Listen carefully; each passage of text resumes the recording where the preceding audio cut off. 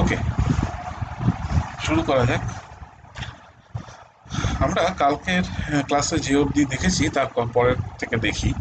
লক্ষ্য করবে কালকের ক্লাসের শেষ পর্যায়ে এসে আমরা থার্মোডাইনামিক্সের সাথে ইলেকট্রোকেমিস্ট্রির একটা রিলেশনশিপ আমরা ড্র করেছিলাম, যেখানে আমরা এরকম ধরনের কোনো একটা ইলেকট্রোকেমিক্যাল সেলে একটা যদি রিয়াকশন ঘটে তার সাথে অ্যাসোসিয়েটেড গিবস ফ্রি এনার্জি চেঞ্জের সাইন দেখে তবে আমরা এস্টিমেট করার কথা বলেছিলাম যে তোমার এই ইএমএফ এর সাইনটা কীরকম হবে। এসেনশিয়ালি যেহেতু রিলেশনশিপটা ছিল যে delta G equal to minus N F epsilon, যেখানে এপসাইলনটা ছিল আমাদের corresponding EMF of the cell, তাহলে আমরা এই কথাটুকু বলতে পারি যে তার মানে যে কোনো একটা এরকম ইলেকট্রোকেমিক্যাল সেলের ইএমএফ এর সাথে হ্যাঁ এই যে স্পন্টেনিয়াস রিয়াকশন হওয়া বা না হওয়ার যে রিলেশনশিপটা, সেই রিলেশনশিপটা আমাদেরকে একটা আইডিয়া দেবে regarding the sign of the EMF. তাহলে লক্ষ্য করো, একটা স্পন্টেনিয়াস রিয়াকশন যদি হতে হয়, এমন একটা রিয়াকশন যে রিয়াকশনটা হতে গেলে আমাদের বাইরে থেকে কোনো এনার্জি সাপ্লাই করতে হবে না, রিয়াকশনটা স্বতঃস্ফূর্তভাবে স্পন্টেনিয়াসলি সেই সেলটার মধ্যে হবে, তাহলে সেরকম একটা সেলের সাথে অ্যাসোসিয়েটেড ওর ইএমএফটা যেটা যেটা ইএমএফ অফ দ্য সেল বলে আমরা বলবো, সেই ইএমএফ অফ দ্য সেলটা কিন্তু সবসময় পজিটিভ হতে হবে। তার মানে এই যে দেখো, একটা পরিষ্কার একটা থার্মোডিনামিক একটা জায়গা থেকে এই যে ইএমএফ অফ দ্য সেলের পজিটিভ হওয়া, এই যে সাইনের যে ঘটনাটা, এই জায়গাটাতে আসতে গিয়ে তার মানে আমাদের এসেনশিয়ালি একটা থার্মোডিনামিক জায়গার সাহায্য নিতে হচ্ছে। অর্থাৎ আমরা বেসিক্যালি স্পন্টেনিটির সাথে কোনো একটা রিয়াকশনের সাথে অ্যাসোসিয়েটেড স্পন্টেনিটির সাথে আমরা অ্যাসোসিয়েট করছি, আমরা যুক্ত করছি কাকে না, ইএমএফ অফ দ্য সেলের সাইনটাকে। তার মানে যে কোনো একটা সেল তার যদি ইএমএফ এর সাইনটা পজিটিভ হয়, তার মানে আমরা এই জিনিসটুকু বুঝতে পারবো যে সেই করসপন্ডিং সেলের সাথে অ্যাসোসিয়েটেড যে গিবস ফ্রি এনার্জি চেঞ্জ সেটা নেগেটিভ হবে, অর্থাৎ করসপন্ডিং রিয়াকশনটা স্পন্টেনিয়াসলি ঘটবে। তার মানে কি? তার মানে এরকম একটা ঘটনা দাঁড়ালো যে এই যে আমাদের ইএমএফ এর সাইনটাকে সার্টেইন করা, মানে ইএমএফ এর সাইনটাকে একদম শিওর হয়ে বলা, তার মানে এই শিওর হয়ে বলার জায়গাটা ডিপেন্ড করছে কিন্তু ওই থার্মোডিনামিক রিলেশনশিপটার উপরে। ওই delta G equal to minus N F E বা এন এফ এপসাইলন যাই বলো না কেন, তার উপরে নির্ভর করছে। এই জিনিসটার এই নির্ভরতাটা আছে বলে আমরা একটা খুব সাধারণ রুল এখানে ফর্মুলেট করতে পারি। আমাদের এই রুলটা ফর্মুলেট করে নেওয়ার একটা সুবিধা হচ্ছে এই যে আমরা তাহলে এখন থেকে এই রুলটাকে মেনে যদি একটা সেলকে সবসময় রিপ্রেজেন্ট করি, তাহলে আমরা সবসময় বুঝতে পারবো যে এই ধরনের একটা সেলের সাথে অ্যাসোসিয়েটেড রিয়াকশনটা স্পন্টেনিয়াস না নন স্পন্টেনিয়াস। রুলটা এরকম।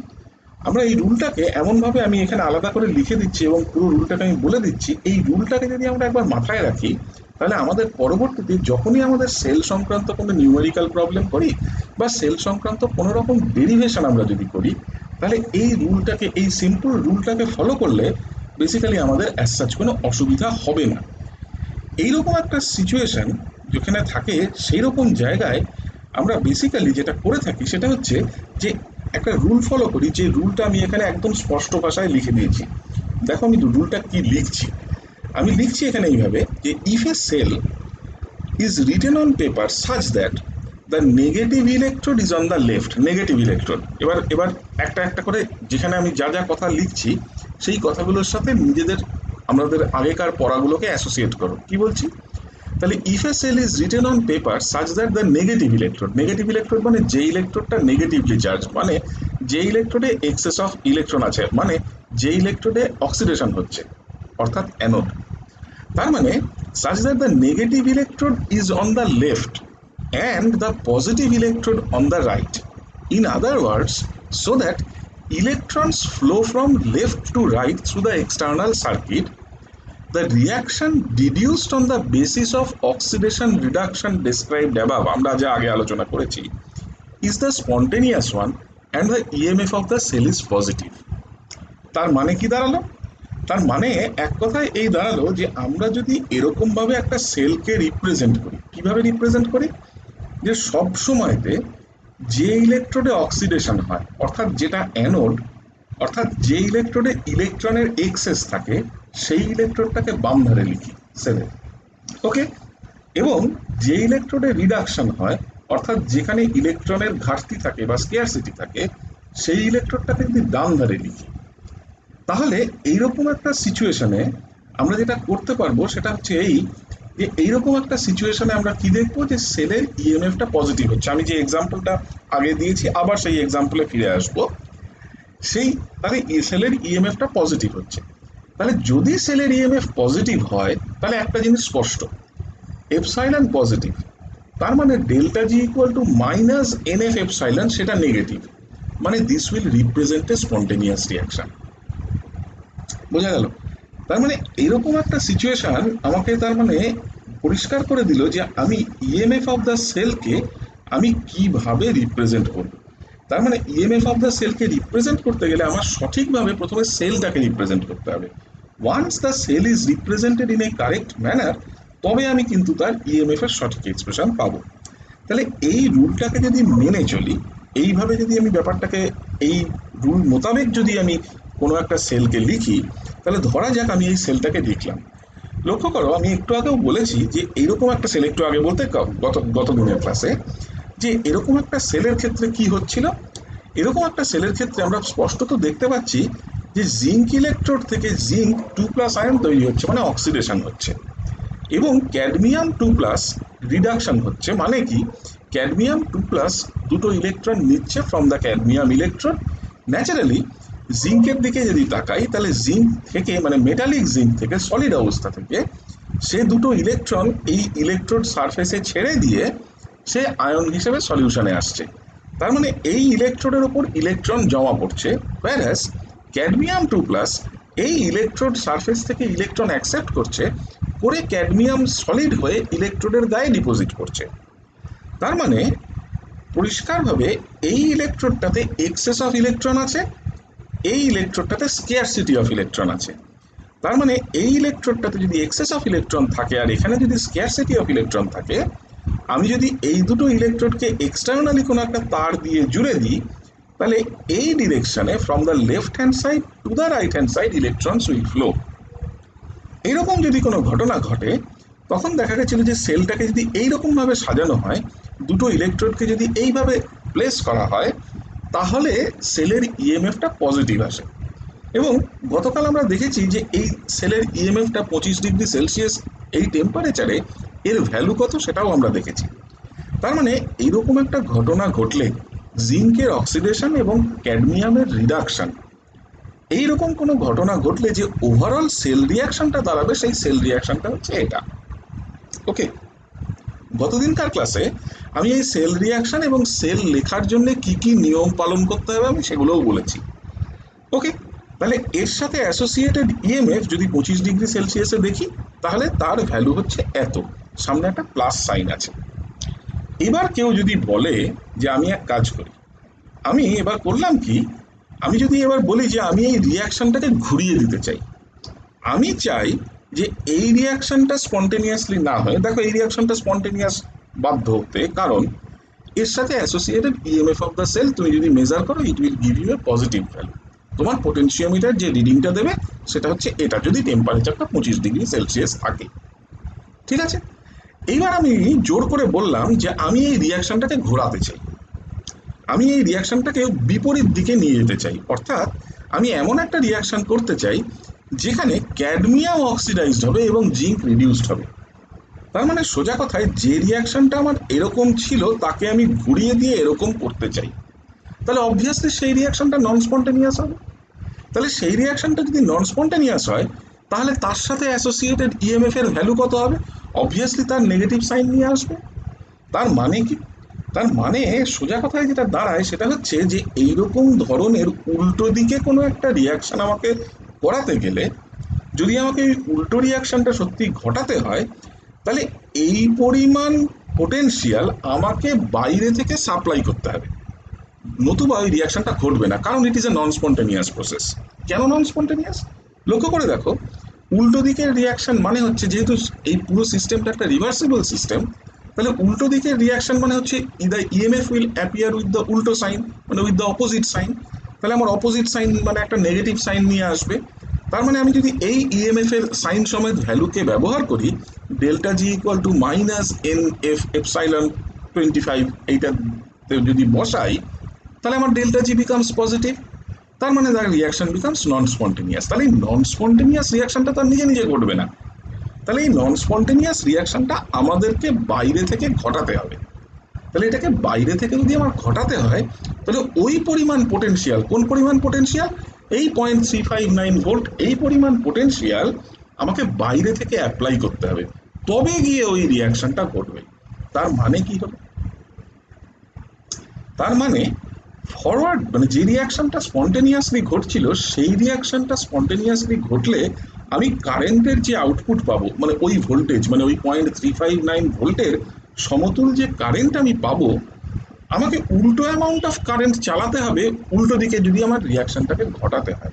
তাহলে এই উল্টো দিকের রিয়াকশনটা ঘটাতে গেলে, তাহলে instead of obtaining electrical work power জায়গায় আমাকে বাইরে থেকে ইলেকট্রিক্যাল ওয়ার্ক পারফর্ম করতে হবে, সো দ্যাট ওই উল্টো রিয়াকশনটা ঘটে।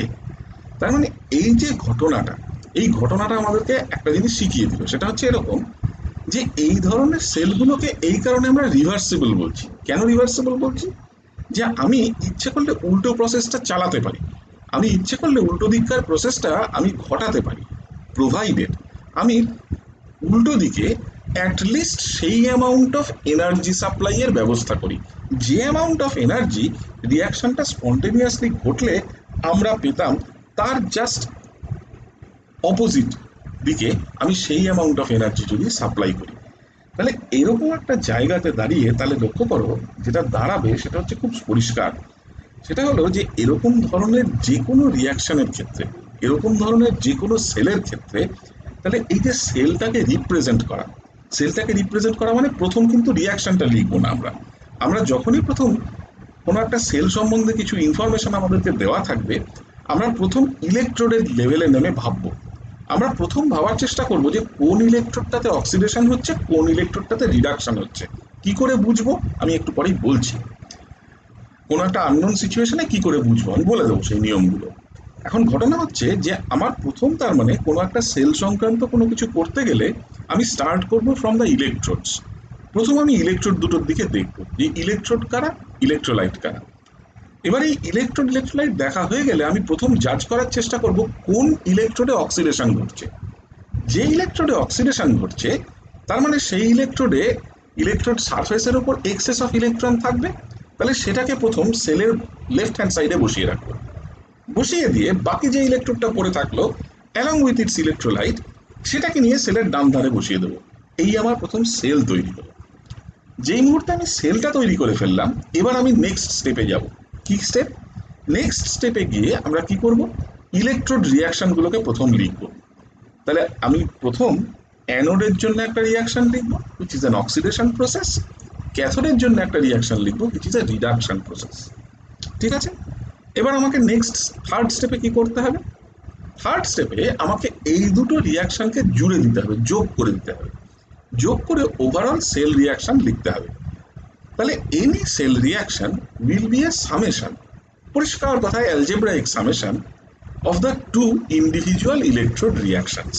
তাদের দুজনের যোগফল হিসেবে আমি সেল রিয়াকশনটাকে লিখব।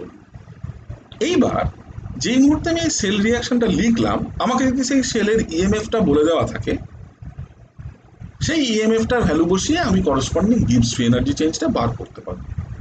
এবার যদি আমাকে ইএমএফটার ভ্যালু না দেওয়া থাকে, তখন আমি কি করব? বেশ, তার মানে তখন আমাকে এমন কোনো একটা রাস্তা বার করতে হবে, যে রাস্তা দিয়ে গেলে পরে আমি ইলেকট্রোড পোটেনশিয়ালগুলো থেকে ওভারঅল সেলের ইএমএফটা তৈরি করতে পারি। তার মানে আমাকে এই যে এক একটা ইলেকট্রোড, তার মানে যে কোনো একটা ইলেকট্রোকেমিক্যাল সেল মানে essentially it is a combination of two electrodes and at least one or more than one electrolyte solution. তাহলে এই ইলেকট্রোডগুলোর সাথে অ্যাসোসিয়েটেড পোটেনশিয়াল, সেগুলো যদি আমার জানা থাকে, যেহেতু ওভারঅল সেল রিয়াকশনটা দুটো ইলেকট্রোড রিয়াকশনের সমষ্টি হিসেবে লেখা যায়, তাহলে ইলেকট্রোডগুলোর সাথে অ্যাসোসিয়েটেড পোটেনশিয়াল জানা থাকলে কোনো না কোনোভাবে ওভারঅল সেলের ইএমএফকে ইলেকট্রোড পোটেনশিয়ালের সমষ্টি হিসেবেও লেখা যায়। তাহলে এই পদ্ধতিটা আমরা ব্যবহার করব। তার মানে ভাবতে হচ্ছে যে যদি আমার কাছে কোনো এইভাবে ইনফরমেশন না দেওয়া থাকে যে সেলটার ওভারঅল সেলটার ইএমএফ কত, তাহলে যদি আমার ইলেকট্রোড পোটেনশিয়াল জানা থাকে, মানে সিঙ্গেল ইলেকট্রোড পোটেনশিয়াল, এক একটা ইলেকট্রোডের পোটেনশিয়াল, তাহলে সেই এক একটা ইলেকট্রোডের পোটেনশিয়ালকে ব্যবহার করে আমরা কিন্তু ওভারঅল ইএমএফ অফ দ্য সেলকে বার করতে পারি।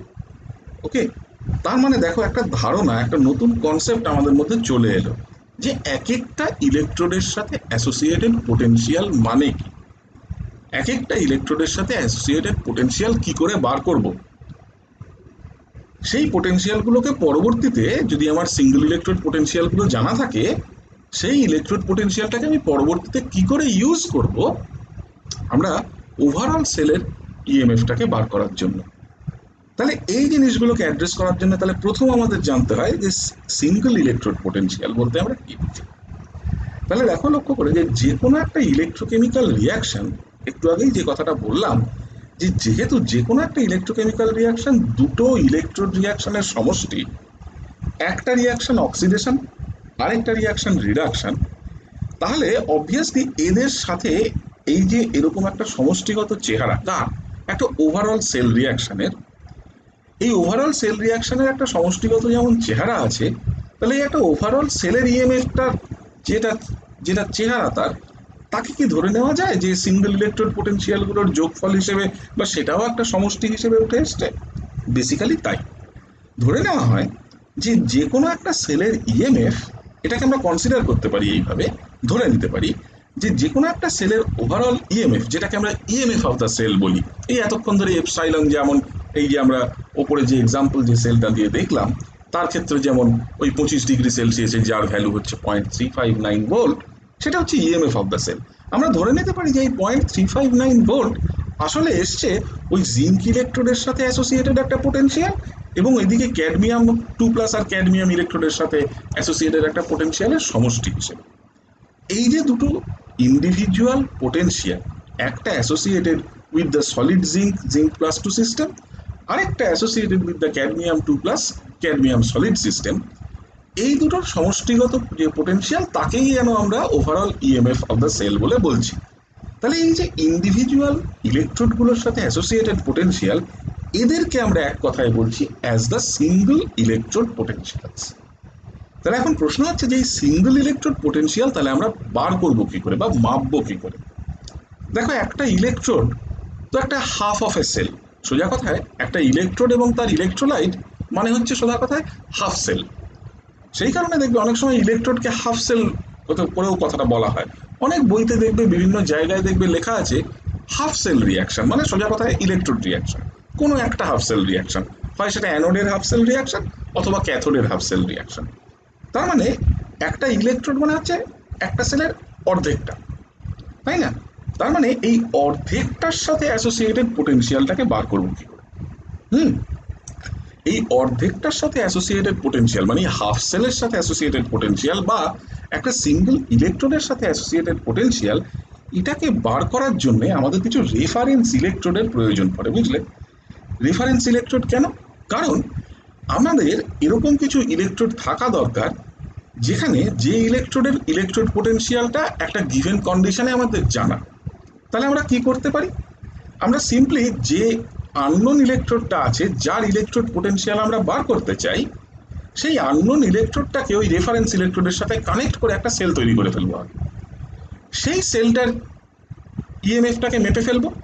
যেই সেই সেলটার ইএমএফটা মাপা হয়ে গেল, যেহেতু আমার রেফারেন্স ইলেকট্রোডের ইলেকট্রোড পোটেনশিয়াল জানা, সেই ইএমএফ থেকে আমার রেফারেন্স ইলেকট্রোডের ইলেকট্রোড পোটেনশিয়ালটা বিয়োগ করে দিলেই আমার যেটুকু আননোন, সেই আননোন ইলেকট্রোডটার ইলেকট্রোড পোটেনশিয়ালটা বেরিয়ে আসবে। তার মানে যে কোনো একটা এরকম ধরনের ইলেকট্রোডের সাথে অ্যাসোসিয়েটেড ইলেকট্রোড পোটেনশিয়াল বার করতে গেলে আমাদের সোজা কথায় যে জিনিসটার প্রয়োজন হবে সেটা হচ্ছে সিম্পলি আমাদের একটা এরকম রেফারেন্স ইলেকট্রোডের প্রয়োজন হবে। সবচাইতে কমন কিন্তু কনস্ট্রাকশন ওয়াইজ বেশ জটিল একটা রেফারেন্স ইলেকট্রোড হচ্ছে স্ট্যান্ডার্ড হাইড্রোজেন ইলেকট্রোড। আমি একটু পরেই বলবো যে স্ট্যান্ডার্ড হাইড্রোজেন ইলেকট্রোড দেখতে কি, ওর কনস্ট্রাকশন কীরকম, সব বলবো। তার মানে লক্ষ্য করো, আমাদের রেফারেন্স ইলেকট্রোডের প্রয়োজনীয়তাটা প্রথম বোঝো। এই ইলেকট্রোকেমিক্যাল সেলের এই চ্যাপ্টারটা পড়তে গেলে প্রথম কয়েকটা ক্লাস, এই 6-7টা ক্লাস আমাদের লাগে বেসিক জিনিসগুলোকে একটু তৈরি করে নিতে। একবার বেসিক জিনিসগুলো তৈরি হয়ে গেলে তার পরের পোর্শনটা কিন্তু খুব তাড়াতাড়ি এগোনো যায়। এই বেসিক জিনিসগুলোকে একবার তৈরি করে নাও। তার মানে যেই মুহূর্তে আমরা এই রেফারেন্স ইলেকট্রোডের কথা বলছি, তাহলে আমার প্রশ্ন আসবে মনে যে রেফারেন্স ইলেকট্রোড আমার চাই কেন।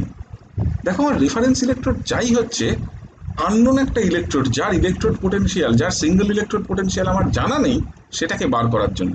কেন? কারণ রেফারেন্স ইলেকট্রোডটা এমন একটা ইলেকট্রোড যার নিজের সিঙ্গেল ইলেকট্রোড পোটেনশিয়ালটা আমাদের জানা আছে। ওকে, তাহলে আমি যদি এবার এই রেফারেন্স ইলেকট্রোডটাকে নিই এবং তার সাথে আমার ওই আননোন সিঙ্গেল ইলেকট্রোডটা নিই যার সিঙ্গেল ইলেকট্রোড পোটেনশিয়াল আমি বার করতে চাই, এই দুটোকে জুড়ে যদি আমি একটা সুইটেবলি একটা সেল বানাই, সেই সেলটা মনে করো বানানো হলো। সেই সেলটার ইএমএফ আমি মেপে ফেললাম। যেই মুহূর্তে আমি সেই সেলটার ইএমএফ মেপে ফেললাম, আমার কি জানা আছে ওই ইএমএফ এর মধ্যে? কোন অংশটুকু জানা? রেফারেন্স ইলেকট্রোডের সাথে অ্যাসোসিয়েটেড আমার করসপন্ডিং তার সিঙ্গেল ইলেকট্রোড পোটেনশিয়ালটা জানা। কার? রেফারেন্স ইলেকট্রোডের সিঙ্গেল ইলেকট্রোড পোটেনশিয়াল জানা। তার মানে আমি যদি ইএমএফ থেকে ওই রেফারেন্স ইলেকট্রোডের সিঙ্গেল ইলেকট্রোড পোটেনশিয়ালটুকুকে বাদ দিয়ে দিই, তাহলে আমার যে পোর্শনটা পড়ে থাকলো সেটা হচ্ছে আমার ওই আননোন ইলেকট্রোড, যার সিঙ্গেল ইলেকট্রোড পোটেনশিয়াল আমি মাপতে চাইছিলাম, তার সিঙ্গেল ইলেকট্রোড পোটেনশিয়ালটা আমি পেয়ে গেলাম। তার মানে কি? তার মানে হলো যে দেখো, রেফারেন্স ইলেকট্রোডের সাহায্য নিয়ে একটা সেল তৈরি করে সেই সেলের ইএমএফ এর মাপার মধ্যে দিয়ে আমরা একটা আননোন ইলেকট্রোডের সিঙ্গেল ইলেকট্রোড পোটেনশিয়ালকে মাপছি। এইটা হচ্ছে বেসিক আইডিয়াটা। এই বেসিক আইডিয়াটাকে মানে তুমি যদি এটাকে যদি প্র্যাকটিসে নিয়ে আসতে চাও, তার মানে তোমার একটা সোজা কথায় রেফারেন্স ইলেকট্রোড কনস্ট্রাক্ট করতে হবে। সবচেয়ে কমন রেফারেন্স ইলেকট্রোড, যে রেফারেন্স ইলেকট্রোডটা আমরা খুব কমনলি ব্যবহার করে থাকি, কিন্তু যার কনস্ট্রাকশন একটু ডিফিকাল্ট, কেন ডিফিকাল্ট আমি বলছি, সেই রকম একটা রেফারেন্স ইলেকট্রোডকে আমরা সোজা কথায় বলে থাকি স্ট্যান্ডার্ড হাইড্রোজেন ইলেকট্রোড। আমরা এক কথায় লিখে থাকি, মানে অ্যাব্রিভিয়েট করে থাকি SHE বলে। হুম। স্ট্যান্ডার্ড হাইড্রোজেন ইলেকট্রোড কি? স্ট্যান্ডার্ড হাইড্রোজেন ইলেকট্রোড হচ্ছে এমন একটা ইলেকট্রোড যে ইলেকট্রোডে আমার একটা প্ল্যাটিনামের একটা প্লেট থাকে, প্ল্যাটিনামের একটা তার দিয়ে ঝোলানো অবস্থায়। এটা হচ্ছে আমার বেসিক্যালি এই ইলেকট্রোডটার মেইন মেটালের জায়গাটা। ওকে, এবার এই যে প্ল্যাটিনামের যে সারফেসটা, একটা প্ল্যাটিনাম মেটাল খুব চকচকে, তো এবারে সারফেসটা অত্যন্ত স্মুথ।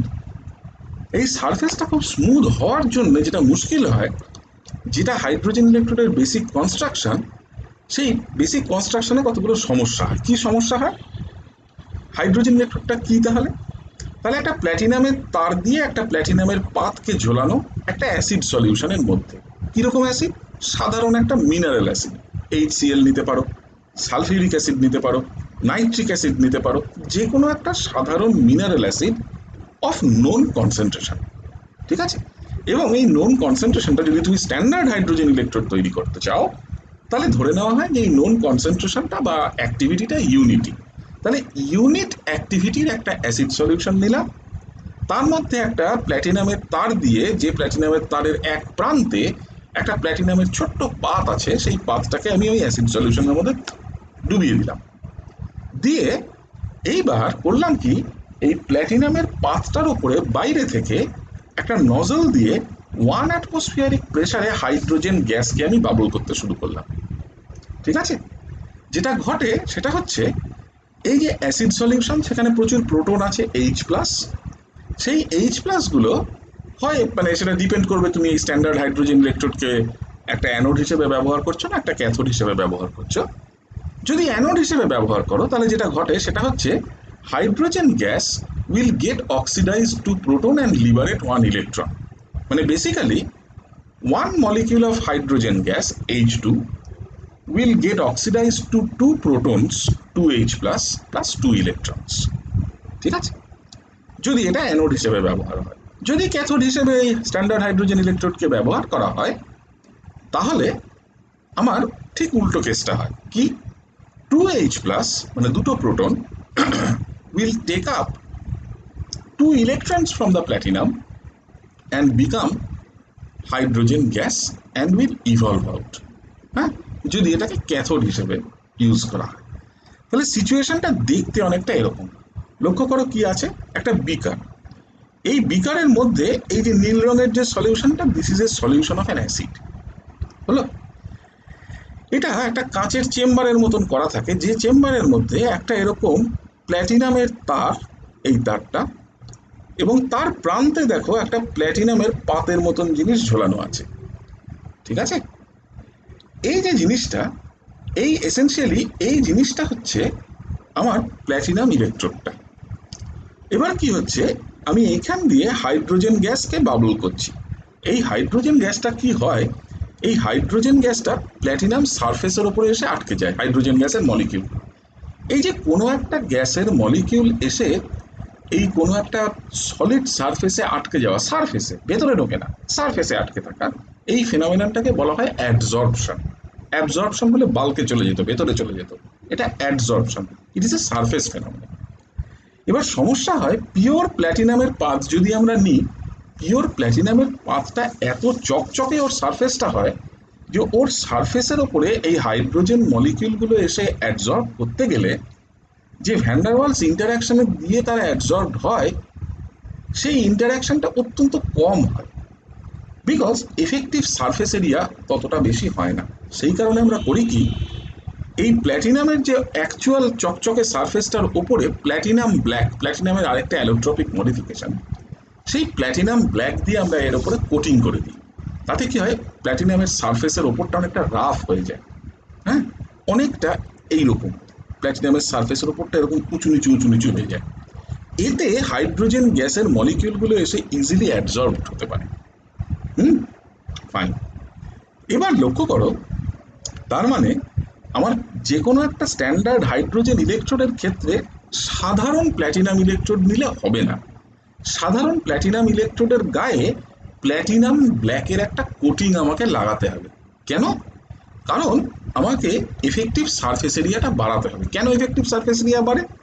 এটা প্রমাণ করা যায়, তোমরা পরে সেমিস্টার 6-এ এসেই পড়বে, যে এরকম ধরনের কোনো ফেনোমেনন যদি হয়, যত তুমি সারফেস এরিয়া বাড়িয়ে দেবে তত তোমার অ্যাডজর্পশনের এক্সটেন্ট বাড়বে, মানে এই যে সারফেসে এসে মলিকিউলগুলোর অ্যাটাচ করার প্রবণতাটা তত বাড়বে। ঠিক আছে?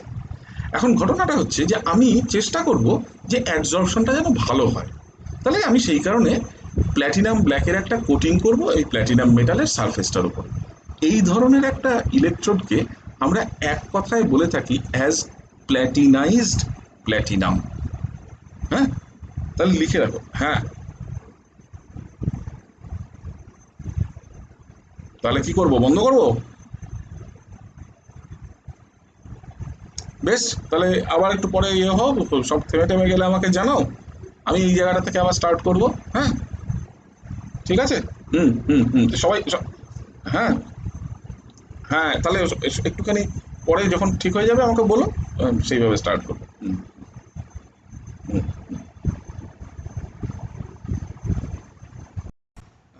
তাহলে লক্ষ্য করো, কালকের ক্লাসটায় আমরা যেটা দেখছিলাম সেটা হচ্ছে বেসিক্যালি আমাদের একটা স্ট্যান্ডার্ড হাইড্রোজেন ইলেকট্রোডের বেসিক কনস্ট্রাকশনটা।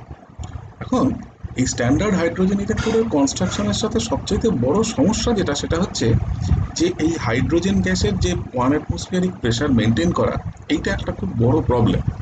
এবং সাধারণ একটা ল্যাবরেটরিতে এই কারণে আমরা একটা স্ট্যান্ডার্ড হাইড্রোজেন ইলেকট্রোড সচরাচর মানে ব্যবহার করি না। একদম যে করা হয় না তা না, কিন্তু এটা ব্যবহার করার পেছনে প্রচুর পরিমাণে পরিশ্রম ইনভলভ থাকে, যে কারণে। এবং স্ট্যান্ডার্ড হাইড্রোজেন ইলেকট্রোডের আরেকটা সমস্যা হচ্ছে, স্ট্যান্ডার্ড হাইড্রোজেন ইলেকট্রোডের ক্ষেত্রে খুব সামান্যতম যদি কোনো রকম চেঞ্জ আসে রিগার্ডিং ইটস স্ট্রাকচার, মানে ধরো কীরকম স্ট্রাকচার বলতে আমি মিন করছি, যে ধরো কোনো রকমভাবে হাইড্রোজেন গ্যাস প্রেশার 1 অ্যাটমসফিয়ারের থেকে অন্যরকম কিছু হয়ে গেল, এরকম সিচুয়েশনগুলোতে জেনারেলি যেটা ঘটে, এই স্ট্যান্ডার্ড হাইড্রোজেন ইলেকট্রোডের ইলেকট্রোড পোটেনশিয়াল পাল্টে যায়। কিন্তু যদি স্ট্যান্ডার্ড হাইড্রোজেন ইলেকট্রোডকে সঠিকভাবে ব্যবহার করা যায়, এবং যদি স্ট্যান্ডার্ড হাইড্রোজেন ইলেকট্রোডের ইলেকট্রোড পোটেনশিয়ালের কথা বলা যায়, তাহলে হচ্ছে এই যে স্ট্যান্ডার্ড হাইড্রোজেন ইলেকট্রোড এমন একটা রেফারেন্স ইলেকট্রোড, যে রেফারেন্স ইলেকট্রোডটার electrode potential at all temperatures ধরে নেওয়া হয় 0। ওকে, তার মানে এই কারণে স্ট্যান্ডার্ড হাইড্রোজেন ইলেকট্রোডের সুবিধাটা হচ্ছে এই জায়গায়, যে তার মানে স্ট্যান্ডার্ড হাইড্রোজেন ইলেকট্রোডের রেসপেক্টে, এর সাপেক্ষে আমরা সমস্ত রকম স্কেল ফিক্স করি। এই ধরনের যে কোনো স্কেলিং করার জন্য তার মানে আমাদের ব্যবহার করতে হয় এরকম ধরনের একটা ইলেকট্রোড, ঘটনাটা হচ্ছে যে স্ট্যান্ডার্ড হাইড্রোজেন ইলেকট্রোড তাহলে যদি আমি মনে করো অনেক কষ্ট সৃষ্টে আমি যদি কনস্ট্রাক্ট করি, তাহলে কিভাবে এটাকে ব্যবহার করব?